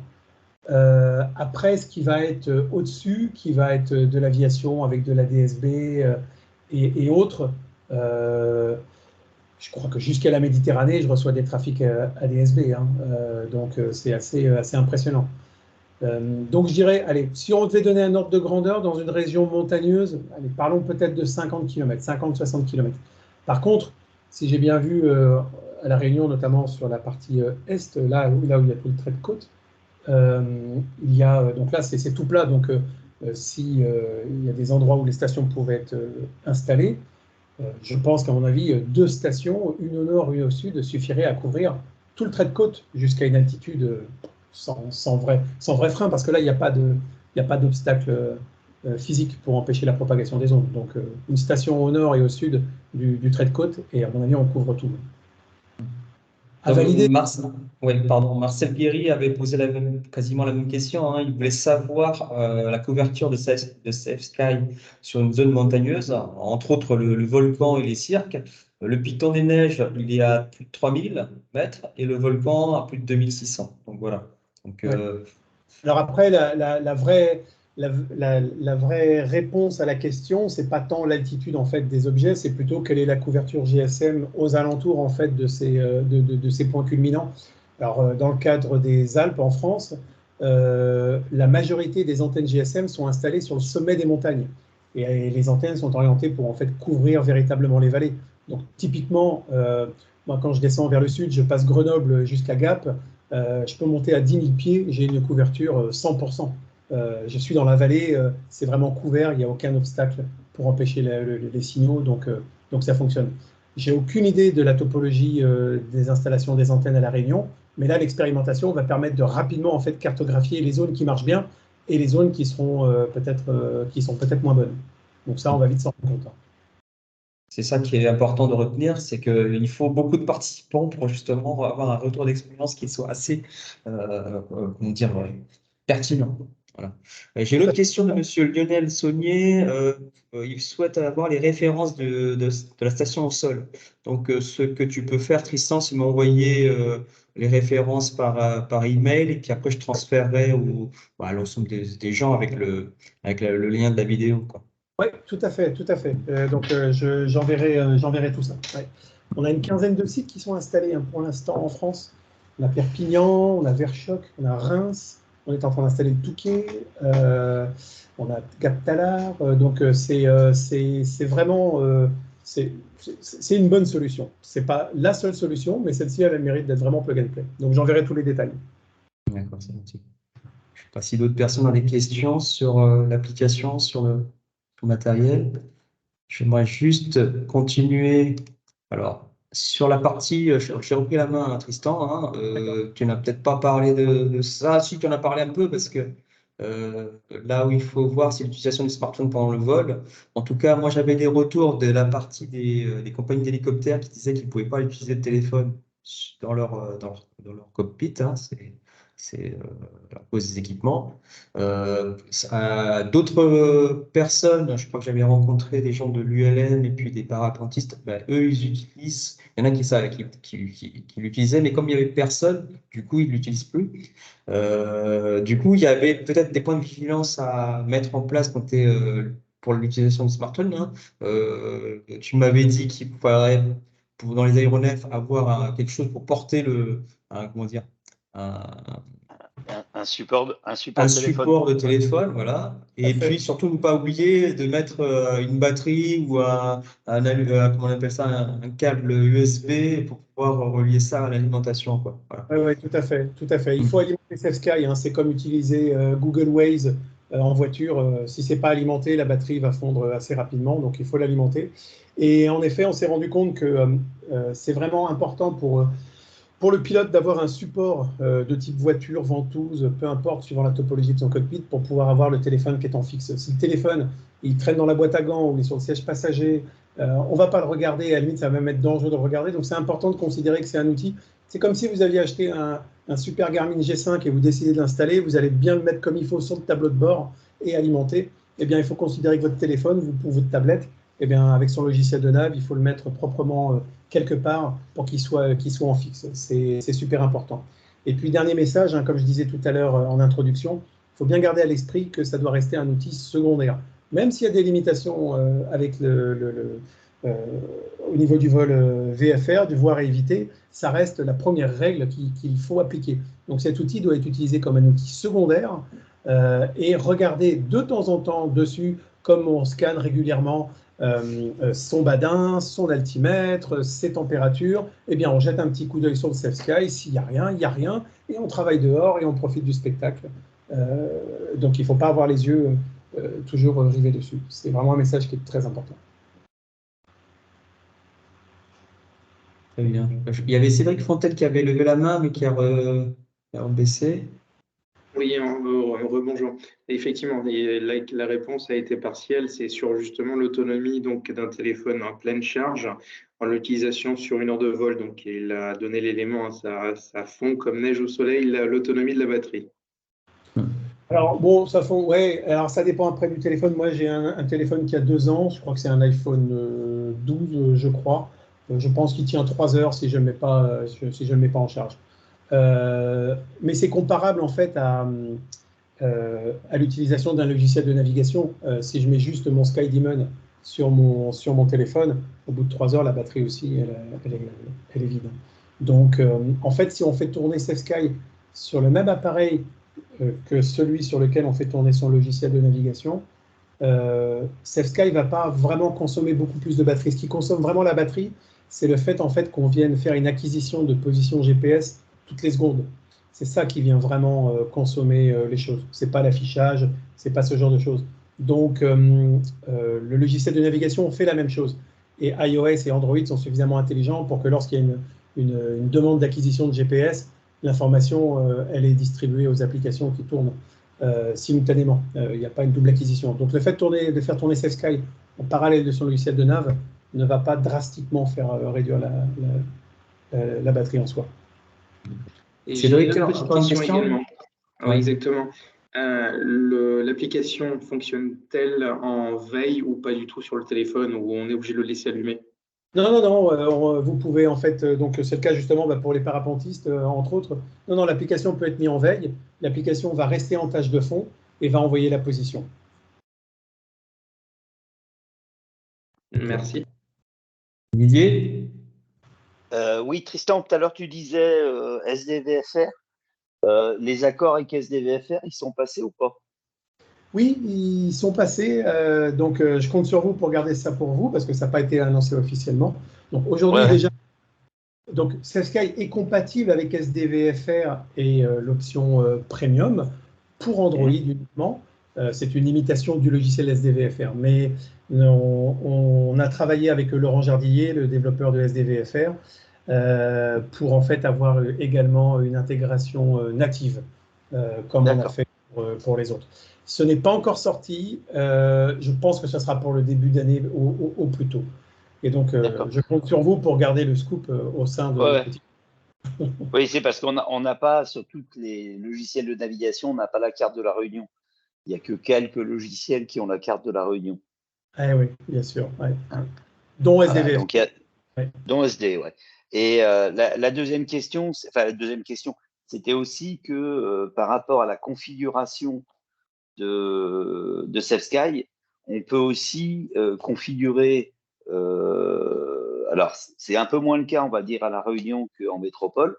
En métropole, on a énormément de trafic qui sont au-dessus de 15 000 pieds et qui ne nous intéressent pas du tout quand on est en vol dans les vallées des Alpes, par exemple. Donc, on peut aussi définir les limites du système, aussi bien sur les altitudes limites de prise d'information et sur les tranches d'altitude sur lesquelles on veut l'information. Oui, tout à fait. Donc, il y a en fait en bas à gauche dans SafeSky, il y a un filtre. On peut donc filtrer l'altitude min et max de ce que l'on veut regarder. Donc, typiquement, ici en France, tout ce qui est au-dessus de 10 000 pieds, moi, je l'exclus. Ça ne sert à rien de polluer l'écran pour voir des airliners Ryanair qui passent au-dessus de notre tête. Et pour la partie radar, il y a un deuxième filtre qui permet d'exprimer au niveau vertical la visibilité. Donc moi, je le mets à 2000 personnellement, ce qui fait que je vois les trafics 2000 pieds au-dessus de moi et 2000 pieds en dessous de moi. Ce qui fait que typiquement, dans un vol, si je traverse la France, en majorité, je ne vais rien voir sur mon radar. Ce n'est pas que ça ne marche pas, c'est que j'ai mis des filtres qui ne viennent pas me polluer, tout simplement. Donc ça aussi, c'est une bonne pratique de comprendre bien comment fonctionnent ces filtres et de s'arranger pour qu'on n'ait pas de l'information inutile. D'ailleurs, j'en profite pour expliquer ici un workflow qui est assez intéressant avec SafeSky. Quand on avait lancé l'application, on avait des retours qui nous disaient « Oui, mais c'est encore un écran en plus, c'est une charge de travail ». Et donc, en fait, avec SafeSky, ce qu'on a fait, c'est qu'en mettant justement ces filtres, on a mis en place un système qui permet d'éviter de regarder en fait l'écran. Donc, le scénario typique, je suis en train de voler, je suis en croisière, mon SafeSky est là, il y a son radar et il ne se passe rien. Maintenant, si un trafic vient à converger, eh bien, l'écran se met en fait à clignoter blanc, noir, blanc, noir, blanc, noir, 3 fois de suite. Et c'est suffisant en fait pour pouvoir avoir sa vision périphérique qui est perturbée. Et donc, le regard est attiré et on voit le SafeSky. Et là, tout de suite, on voit le cône, on voit la direction du trafic, son delta d'altitude. On oublie SafeSky, on regarde dehors et on cherche ce qu'on a à chercher. Et ça fait partie des choses qui sont importantes en fait dans l'utilisation de SafeSky à voir aussi. Il y a Lionel qui a levé la main. Oui, je voudrais savoir si on peut utiliser l'application avec plusieurs appareils et un seul compte. Oui, tout à fait. Oui, oui. Vous pouvez créer un compte ou sur iOS ou sur Android et réutiliser sur autant d'appareils que vous voulez. Alors, juste attention, si vous créez un compte sur iOS en utilisant le SSO d'Apple, qui est donc le Apple ID, il ne marchera que sur le Apple. Donc, si vous voulez utiliser et sur un iOS et sur un Android, eh bien, vaut mieux utiliser ou le Google SSO ou alors le traditionnel email et mot de passe. D'accord, merci. Il n'y a pas d'autres questions? Donc, la phase d'expérimentation, alors comment participer? C'est ça, il faut déjà s'inscrire sur le site, télécharger le logiciel, l'installer sur le smartphone. Alors, je vous demande, c'est dommage qu'on n'est pas si nombreux que ça, je m'entendais un petit peu plus, mais ça va venir. De toute façon, je vais envoyer un mail dans le sens où je vais envoyer la vidéo et derrière, je vais envoyer les liens qui vont bien, les dates de la phase de l'expérimentation. Je vous demande à vous, usagers qui êtes là, de faire passer la parole aux autres usagers, leur demandant de réaliser l'expérimentation. Voilà. Peut-être mon mail n'est pas passé, peut-être qu'il est passé vers le spam, j'en sais rien, ça a été spammé, je suis pas à leur place. Donc voilà, je vous demande déjà, vous êtes dans les aéroclubs, vous êtes vous connaissez plus de pilotes, je vous demande d'aller porter la bonne parole et d'utiliser SafeSky pendant la phase d'expérimentation. Voilà. Lionel, tu as levé la main? Oui, il y a encore une petite question. Là, je vois venir le problème. Si on oublie à la fin du vol de couper l'application, est-ce que après, si on laisse le téléphone dans notre poche, donc on va voir nos téléphones qui se baladent? C'est bien ça. C'était le cas il y a quelques temps maintenant. En fait, une fois qu'on a atterri, s'il n'y a plus de position, enfin s'il n'y a plus de décollage, je crois que c'est dans les 5 ou 10 minutes qui suivent, l'application va se mettre automatiquement en pause. Et donc, ça ne vous suivra plus. Elle s'éteint. Ah, d'accord. Merci. Parfait. C'est nouveau, ça, non? Ça date d'avant l'été. D'accord. OK, merci. Ouais. C'est vrai qu'avant, dans les premières versions, on pouvait suivre les pilotes qui rentraient chez eux. C'était pas terrible. Didier, tu voulais prendre la parole? Oui, c'était par rapport à ce que tu disais justement sur le fait de participer. Il y a quelque chose qui est très récent, hein, qui date de 15 jours, 3 semaines maximum, où on a un groupe de parapentes du secteur de Saint-Leu là, qui commence à apparaître sur les écrans. Donc, ils sont en XC-Track. Et donc, c'est bien parce qu'on a des participants qu'on ne voyait pas du tout jusqu'à maintenant qui apparaissent. Et ça serait bien que tout le monde voilà, profite du système, quoi. En fait, de façon générale, ce que j'ai envie d'ajouter, c'est que on est tous pilotes ici autour de la table. C'est une solution qu'on a essayé de penser avant tout pour nous, pilotes, fait par des pilotes, et on n'attend pas ni d'institutions, ni de grands organismes européens ou je ne sais quoi, de nous trouver une solution. En fait, entre nous, pilotes, on peut déjà, dès aujourd'hui, se voir et se voir entre nous avec un coût qui est tout à fait modique. C'est juste son téléphone et une application qui est gratuite. C'est un peu comme l'écologie. Si je suis tout seul à faire le tri sélectif, ça sert strictement à rien. Si entre nous, on le fait tous ensemble, ça peut en effet changer les choses. Et bien, c'est dans cet esprit-là. En fait, si nous, pilotes, on est vraiment motivés à prendre en main notre sécurité par nous-mêmes avec des solutions simples et tout à fait abordables, alors on peut changer la face de nos vols. Il y a Monsieur Sévan, excusez-moi. Oui, je viens d'allumer le micro, vous m'entendez bien? Oui, très bien. Okay, oui, je voulais revenir donc sur ce que Didier Rivet était en train de dire. Justement, je fais aussi du parapente sur l'utilisation de certaines applications.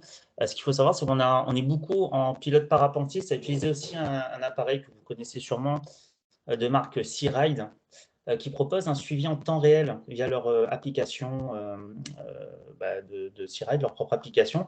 Et je voudrais savoir, comme je sais que vous faites pas mal de partenariats avec différentes applications, est-ce qu'il n'y aurait pas moyen de rajouter justement les possesseurs de ce type de produit-là? Et je pense que ça ajouterait encore un certain volume. Alors, je parle essentiellement pour La Réunion, vu qu'à La Réunion, on a aussi beaucoup de parapentistes et qui volent sur différents endroits, non pas qu'à Saint-Leu. Enfin voilà, je ne sais pas si voilà, vous avez des connaissances de cette application, enfin de cet appareil qui fonctionne avec l'application Searide.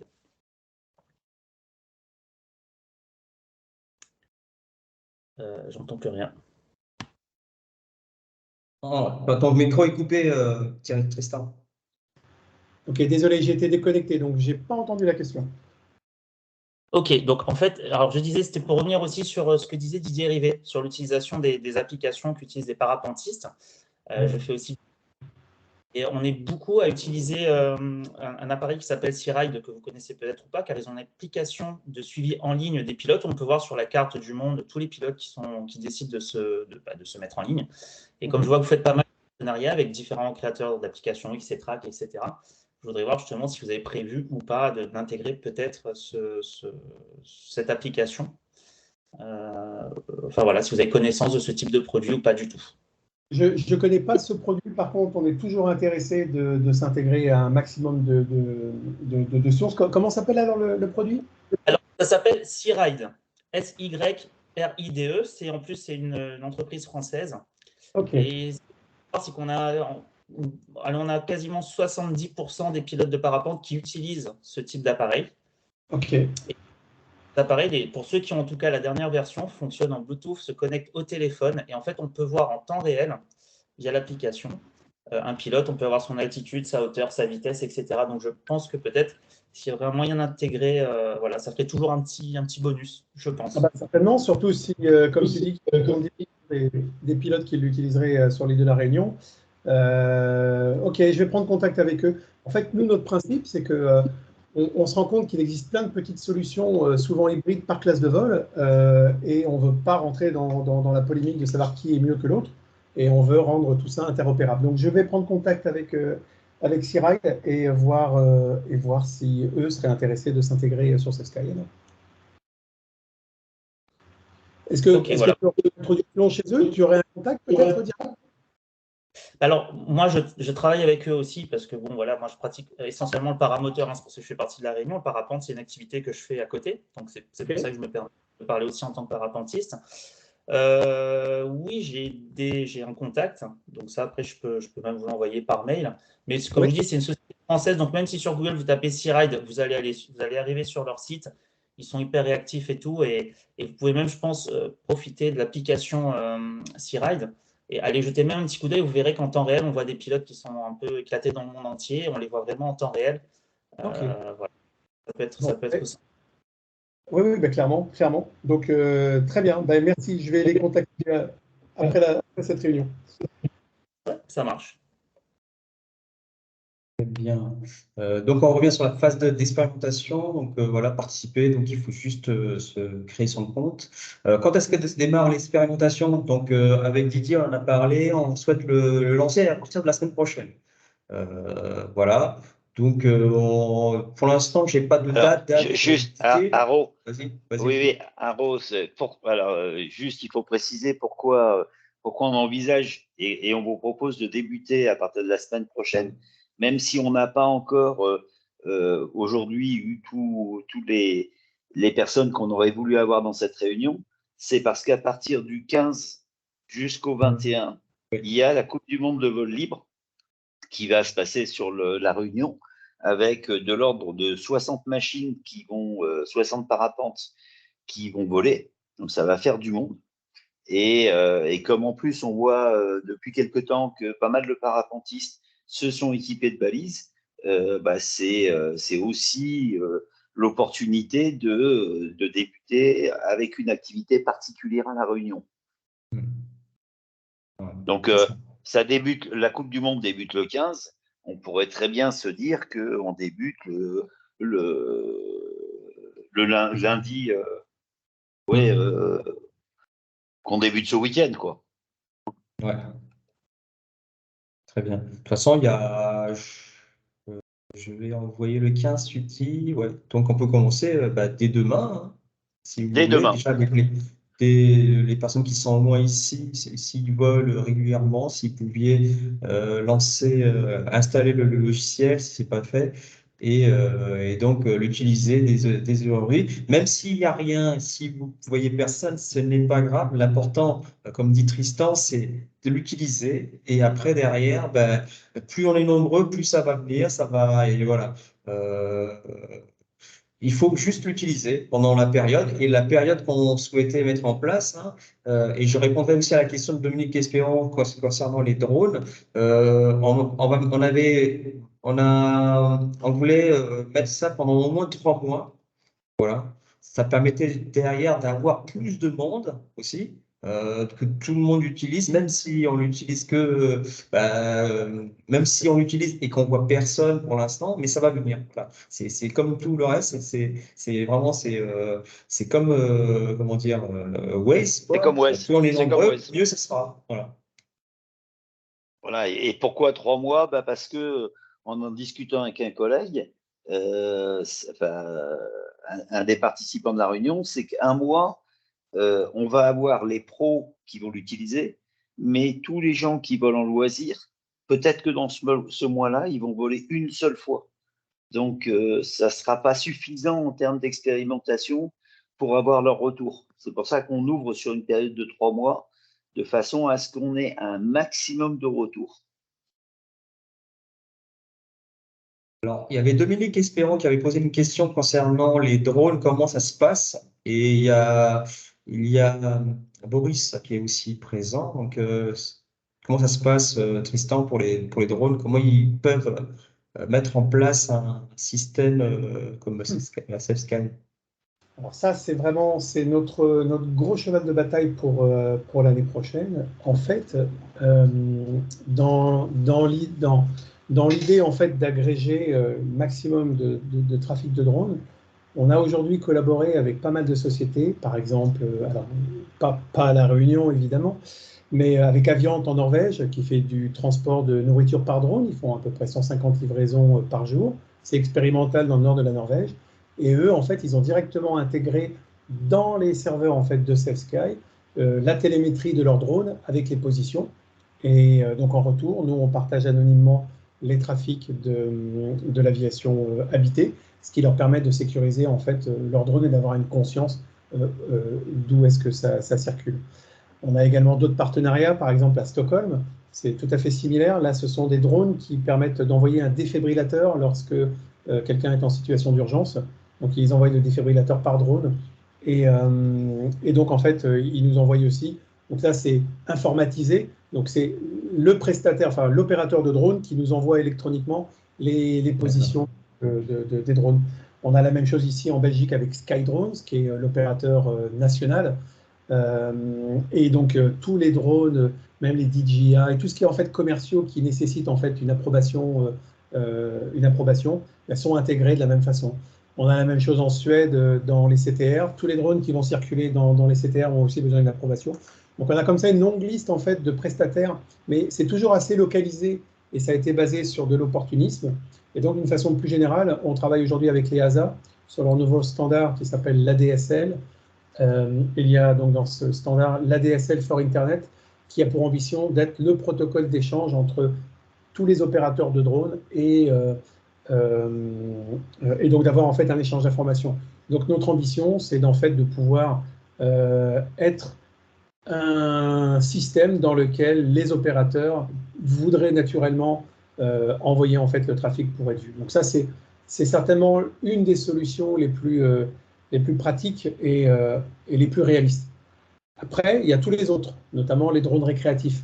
Et là, donc, normalement, à partir de l'année prochaine, les EASA devraient rendre obligatoire le protocole Remote ID. Et ce protocole, s'il est rendu obligatoire, est déjà en fait en capacité d'être reçu par les stations d'avionics. Donc, c'est un protocole Wi-Fi qui a une portée en général entre 2 à 3 km, donc ce n'est pas très poussé, mais notamment en proximité d'aérodromes, par contre, c'est super utile. Donc ça permettrait de récupérer donc, ce type de protocole, notamment les drones DJI, qui représentent à peu près 90% du marché. DJI a annoncé qu'il y aurait un rétrofit au niveau firmware, donc un software update qui permettra de les rendre compatibles Remote ID. De toute façon, ils n'auront pas le choix si ça devient une obligation en Europe. Pour continuer à les vendre, ils devront en fait s'aligner sur la réglementation. Donc ça veut dire que dans les mois et les années qui viennent, le marché va se chercher, mais on devrait commencer à voir dans Safe Sky de plus en plus de drones apparaître, sûrement de façon sporadique au départ, et peut-être à un moment donné de manière plus systématique. Très bien. Il y avait Cédric, je crois que c'est Cédric qui avait levé la main, mais qui a... Oui, exactement. Je m'entretiendrai avec Didier là, pour voir un petit peu comment on pourrait utiliser ce système dans un avion certifié. Et au vu des délais également, parce que si on débute une expérimentation demain, nous sommes un aéroclub, ça va être compliqué en fait d'informer tout le monde et de retransmettre tout ce qui s'est dit en fait cet après-midi pour que tout le monde puisse l'utiliser en vol. Voilà. Donc c'était mes questions, mais je vais rester avec Didier. Merci en tout cas. Oui, non. Mais quand on dit demain, voilà, on se doute bien que ça va pas se passer tout de suite demain. Mais... tout le monde, voilà. C'est juste, voilà, il faut qu'on fasse passer le message pour assez rapidement, le plus rapidement possible, pour que l'expé soit intéressante, et ben on puisse arriver à familiariser les gens avec Safe Sky et qu'ils prennent l'habitude à chaque fois qu'ils partent voler de mettre leur application en route. Oui, tant que tu es propriétaire de ton aéronef, c'est vrai que ça va beaucoup plus facilement. Je vois pas mal de monde effectivement qui sont comment dire, propriétaires de l'aéronef et qui assistent en fait à cette réunion. Mais bon, je prends le pilote lambda de l'aéroclub qui n'est pas forcément familiarisé et pas du tout à l'aise même à piloter. Tu lui rajoutes un téléphone, ça fait déjà une charge de travail supplémentaire. Donc voilà, il y a plein de réflexions en tout cas. Donc mais en tout cas, je mets quand même pas mal de réserves avant la mise en application de notre côté au niveau de l'aéroclub. Bon, on n'a que 3 appareils. Oui, tout à fait. Deux même. Tout à fait. Et puis, il faut qu'on en parle pour justement faire une petite formation interne, ne serait-ce que pour que les gens sachent déjà régler les filtres et mettre des filtres qui sont intéressants. Exactement, tout à fait. Mais ça, on va le programmer rapidement. Sur la charge de travail et ce genre de choses, surtout pour les élèves pilotes, c'est évident qu'il ne faut pas leur mettre un Safe Sky dans les mains. Ils ont autre chose à faire. Ils sont en train d'apprendre à piloter. Ils font des tours de piste. Il y a assez de choses à faire. Alors, ce que j'ai remarqué ici, en Belgique et dans le nord de la France, c'est qu'il y a pas mal d'instructeurs, notamment dans les chez Solo et ce genre de choses. Ils sont quand même intéressés de savoir un petit peu où est leur élève. Donc en fait, pas de Safe Sky devant les yeux. Par contre, avant de décoller, le Safe Sky est démarré, le téléphone est mis dans la boîte à gants et il n'est pas visible du pilote. Et voilà, ça reste un système de tracking passif qui vient absolument rien perturber. Et au moins, il est vu par les autres usagers pendant qu'il fait ses tours de piste ou qu'il sort du circuit. Donc il y a une réflexion à faire pour rendre ça intelligent, évidemment, ne pas venir rajouter un stress supplémentaire aux pilotes, notamment quand ils sont débutants. Oui, exactement. C'est du bon sens. Tout à fait. Ouais. Ouais. Très bien, merci. Vous n'avez pas d'autres questions? Donc voilà, on démarre demain. Effectivement, on ne vous demande pas de démarrer tout de suite, hein, prenez votre temps, mais sachez que l'expérimentation commence demain, elle va durer 3 mois, et on espère après, pour la compétition qui va avoir lieu, là, parapentistes, qui vont aussi utiliser, donc il faudra leur faire un rappel, hein, Didier, hein, parce que Oui. peut-être qu'ils ont un petit peu, pas oublié, j'espère, mais ils en avaient parlé, en tout cas lors du cuir dernier, donc voilà. Mais on vous demande effectivement de porter la bonne parole à l'ensemble des autres usagers que vous connaissez peut-être, hein, des gens voilà, qui pilotent aussi. Et n'hésitez pas à en parler de cette expérimentation qui a un but, hein, vraiment, hein, c'est de voir dans l'avenir si ce moyen, qui est SafeSky, hein, l'application, pourrait être utilisé par tout le monde pour avoir plus de sécurité dans l'espace aérien. Voilà, c'est surtout ça. Aujourd'hui, on n'en sait pas plus que ça. On n'arrive pas à mettre en place une expérimentation qui tient la route parce qu'on n'a pas assez d'utilisateurs. Donc, c'est pour ça côté DESAC, on a pris ça comme quelque chose d'important et on essaie de mettre en place cette expérimentation pour que les gens se disent, voilà, il y a quand même quelque chose qui sort de l'ordinaire, on va essayer de jouer le jeu et voilà, on va essayer de sécuriser un petit peu plus l'espace aérien. Voilà. Bruno, tu voulais dire quelque chose? Oui, voilà, j'ai mis le micro. Est-ce que vous m'entendez? Oui, très bien. Oui. Oui. Alors, je vais rebondir un petit peu sur les remarques de Cédric Fontaine qui parlait d'aéroclub, puisque nous aussi, on a un aéroclub. Et là, je me faisais la remarque que ça fait des années qu'on nous dit qu'il faut que des instruments certifiés dans un avion. Je pense à notre GPS, par exemple, dans notre 4 places qui n'est pas certifié aéro. Et là, tout d'un coup, on va voler avec un téléphone et une application dessus, fort intéressante, bien sûr. Mais moi, j'aimerais savoir la réaction aujourd'hui d'un assureur, d'un expert d'assureur et des experts qui vont se voyer en cas d'accident, et de savoir ou de trouver dans l'avion un téléphone branché sur SafeSky. Pour moi, il n'y a pas photo, c'est le premier grief qu'on va avoir et ils vont nous allumer complètement. L'avion s'est planté parce que le mec, il était en train de regarder son téléphone avec une appli pas certifiée ni rien du tout, et encore moins le GSM. Ça, j'en suis sûr et certain. Vous savez tous qu'on a perdu un avion il y a quelques années sur le volcan et que la bataille juridique entre nos avocats et l'assurance a été terrible. Ils ont cherché toutes les failles. Et là, je pense que c'est une grosse faille.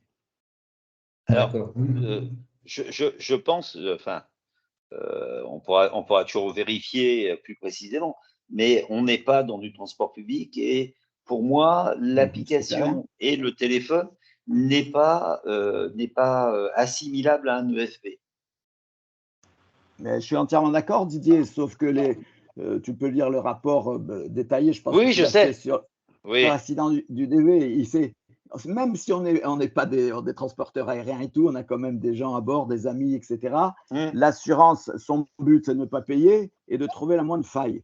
Or, moi c'est très, très simple. Hein. On a un avocat qui s'appelle Maître Jarlot, qui est l'ancien avocat de Wingley. La première question que je vais lui poser, c'est celle-là. Hein, et on va vite avoir une réponse éclairée. Tout à fait. Non, mais c'est important de border les choses, oui.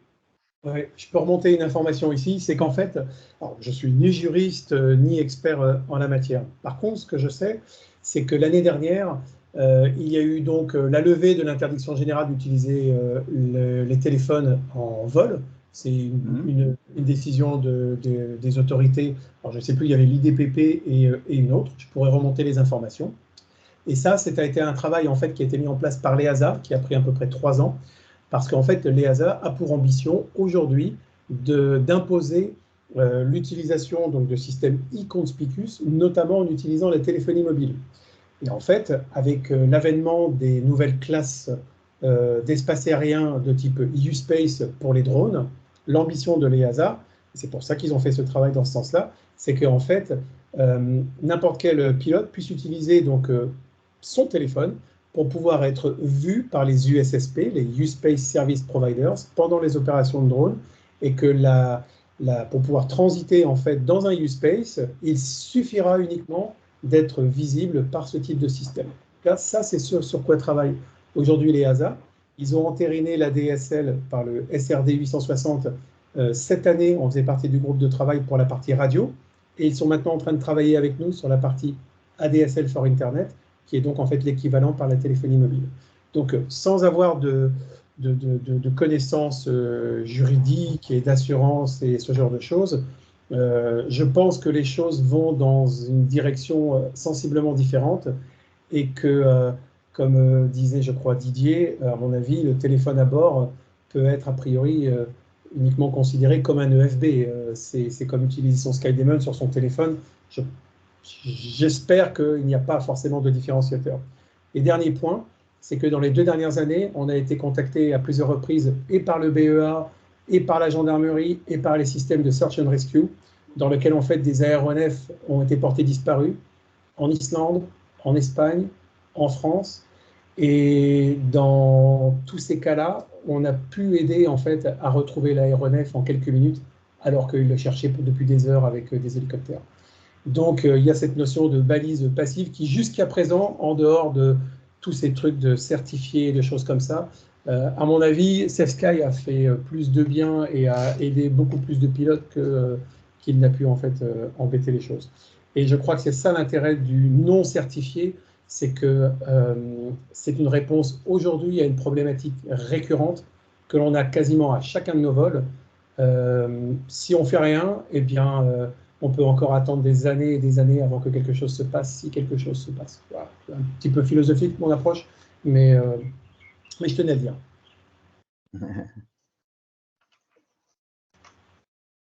Mais en tout cas, Bruno, ce que tu viens de dire, côté assurance, on est preneur de ce que va te retourner ton assureur, ou ton avocat.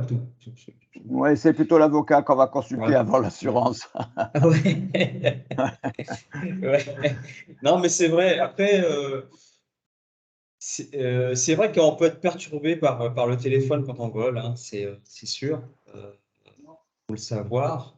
Voilà. Après, comme disait Tristan à plusieurs reprises, ben, le plus important, c'est de regarder devant soi et d'être vigilant autour. Le téléphone, il est là que pour aider.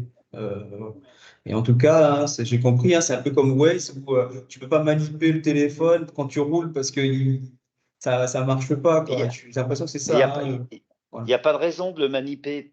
Si ouais. tu as bien réglé, si tu as bien réglé tes filtres, c'est comme un flarme. Hein. Quand tu es en vol, le flarme, tu passes pas ton temps à le regarder. Hein, il est là en tant qu'il va déclencher quand il y a un risque potentiel si tu l'as bien configuré. Et c'est la même chose pour FlyRadar, c'est que tu vas pas passer ton temps à regarder l'écran, tu as configuré tes filtres, et puis après, tu vas travailler tranquillement en vol. Et la seule chose, c'est que si les filtres sont bien réglés, on va avoir des alarmes qui vont nous alarmer au moment opportun. Et même pendant ces alertes, hein, l'interface se gèle, en fait, elle se bloque, on ne peut plus rien faire. Hein. Il y a un zoom automatique qui se met comme il faut pour pouvoir identifier la cible. Et donc, il n'y a plus de zoom, il n'y a plus rien. On ne peut pas y toucher à l'application quand elle se déclenche en mode alerte. Finalement, c'est assez assimilable à je vole, je suis en croisière, le SIV me contacte et me dit attention, trafic dans vos 11 heures, gardez un œil vigilant. Bon, bah, SafeSky me dit exactement la même chose en réalité, sauf qu'il voit plus de choses que le SIV. Oui, sauf qu'il ne parle pas Sky. Il ne parle pas quoi? Il ne parle pas. C'est pas le SIV. Il ne parle pas dans. Si tu as un casque Bluetooth branché dessus, tu auras en fait un retour audible aussi. Et ça, pour les paramètres, c'est idéal. Pour reprendre un peu les propos de Didier, je suis d'accord effectivement qu'une fois paramétré, tout va bien, on ne touche à rien, mais il faut bien l'installer, ce téléphone dans l'avion. Et si on n'a pas de support qui est certifié, je ne vais pas pouvoir justement le mettre. Et c'est là où se pose le problème, et je rejoins un peu ce qu'avait dit en fait Bruno il y a quelques instants. Donc pour l'instant, on est en mode réflexion en tout cas sur les appareils certifiés, parce qu'on nous pose quand même pas mal de problèmes. Et et on verra par la suite, quoi, mais voilà. Ouais, il faut l'appréhender comme un EFB. Si tu voulais mettre un SkyDemon à bord, comment est-ce que tu t'y prendrais? Alors, il y a des supports en fait sur le genou qui marchent très bien. Maintenant, un téléphone, ouais, ça va être compliqué. Il faudrait vraiment passer à la tablette dans ce cas-là. Ben, ça marche aussi sur la tablette. Et au contraire, Oui. si tu as un support sur le genou pour mettre ta tablette où tu utilises déjà SDVFR, SkyDemon ou autre, eh bien, tu mets Alors, Sky sur la même tablette. c'est très bien, mais il faudrait venir voler un peu à La Réunion et tu verras que pas beaucoup de personnes n'est équipées en fait de tablettes pour voler sur notre île. D'accord. Oui, mais bien sûr. Avec plaisir, je viendrai voler une fois que l'expérimentation sera un succès. Ça ferait beaucoup plaisir. Mais je comprends qu'il y a des différences de vol. Nous, c'est vrai qu'on vole systématiquement avec un logiciel de navigation. Les distances ne sont pas les mêmes. Je suis conscient que Non, vous pas du tout. avez une maîtrise de l'île, elle n'est pas grande et vous savez comment elle est faite. Donc, Après, je reviens un petit peu pour rebondir par rapport à l'expérimentation. C'est pas une obligation. Il y a 3 mois d'expérimentation. Si vous avez entre vous discuté des problématiques effectivement de support, les élèves ils ne peuvent pas l'utiliser, etc. Il y a aucun souci. L'important c'est que ça dure 3 mois. Si vous avez l'occasion de l'utiliser pendant ces 3 mois, c'est tant mieux. Voilà. Après, c'est à vous de décider. Hein. Effectivement, il n'y a pas de problème. et s'il y a une difficulté pour installer le téléphone quelque part, au moins, de toute façon, le téléphone, vous l'avez à bord.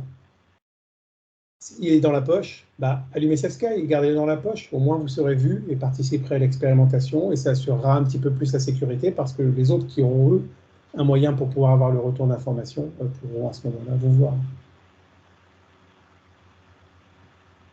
Lionel, tu as levé la main.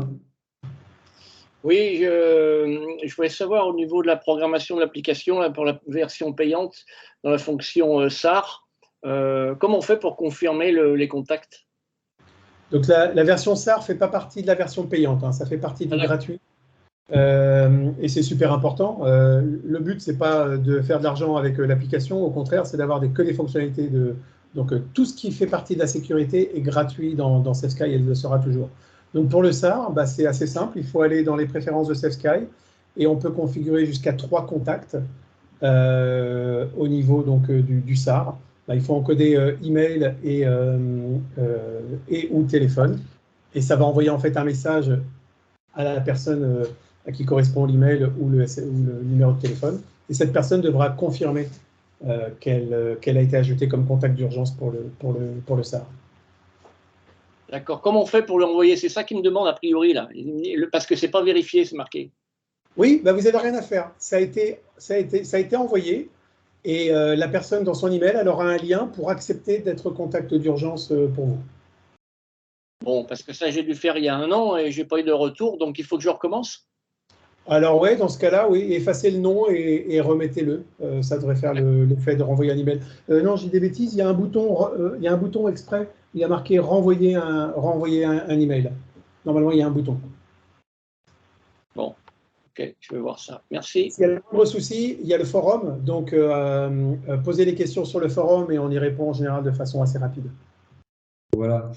Voilà, justement, il y a dans le site que vous voyez, il y a le retour d'expérience. Donc, on a, si vous l'utilisez et que vous voulez dire tout ce que votre expérience, il y a un forum qui a été créé par SafeSky, spécifique pour la ligne de la Réunion. Donc, vous pouvez accéder, hein, le lien, je vais vous le transférer plus tard avec la vidéo et puis les liens qui vont bien. Et comme ça, vous pouvez discuter librement sur le forum et avoir les retours d'expérience des autres personnes, des autres usagers aussi. Donc, voilà. Donc, je vous invite à l'utiliser s'il faut, ou même aller le consulter comme ça, même, hein, pour voir. Aujourd'hui, il a été amendé de quelques messages, mais ce n'a rien à voir avec l'expérimentation. Donc, voilà. Par contre, je reviens un petit peu par rapport à ce qu'a dit Didier concernant le paramétrage de filtre. Tristan, aujourd'hui, est-ce qu'il y a une vidéo sur YouTube qui permet de voir ce type de paramétrage pour pouvoir le diffuser aux différents usagers? Oui, il y a différentes vidéos sur notre chaîne YouTube, il y a pas mal de tutos et on a également un manuel utilisateur. Vous trouverez le lien sur la première page du site internet. Il y a un manuel utilisateur dans lequel en fait tout est expliqué. Sachez aussi que par défaut, les filtres sont déjà bien configurés.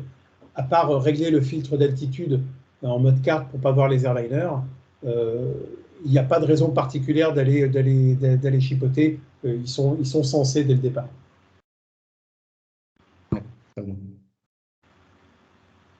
Bon, ben voilà, après, j'en ai fini avec la présentation. Hein. Donc, il y a le lien web, vous l'avez déjà pour aller sur SafeSky. Après, si vous avez des problématiques particulières, il faut contacter le pilote inspecteur qui est Didier Rivet. Donc, que vous connaissez tous. Donc, n'hésitez pas à le solliciter. Donc, voilà.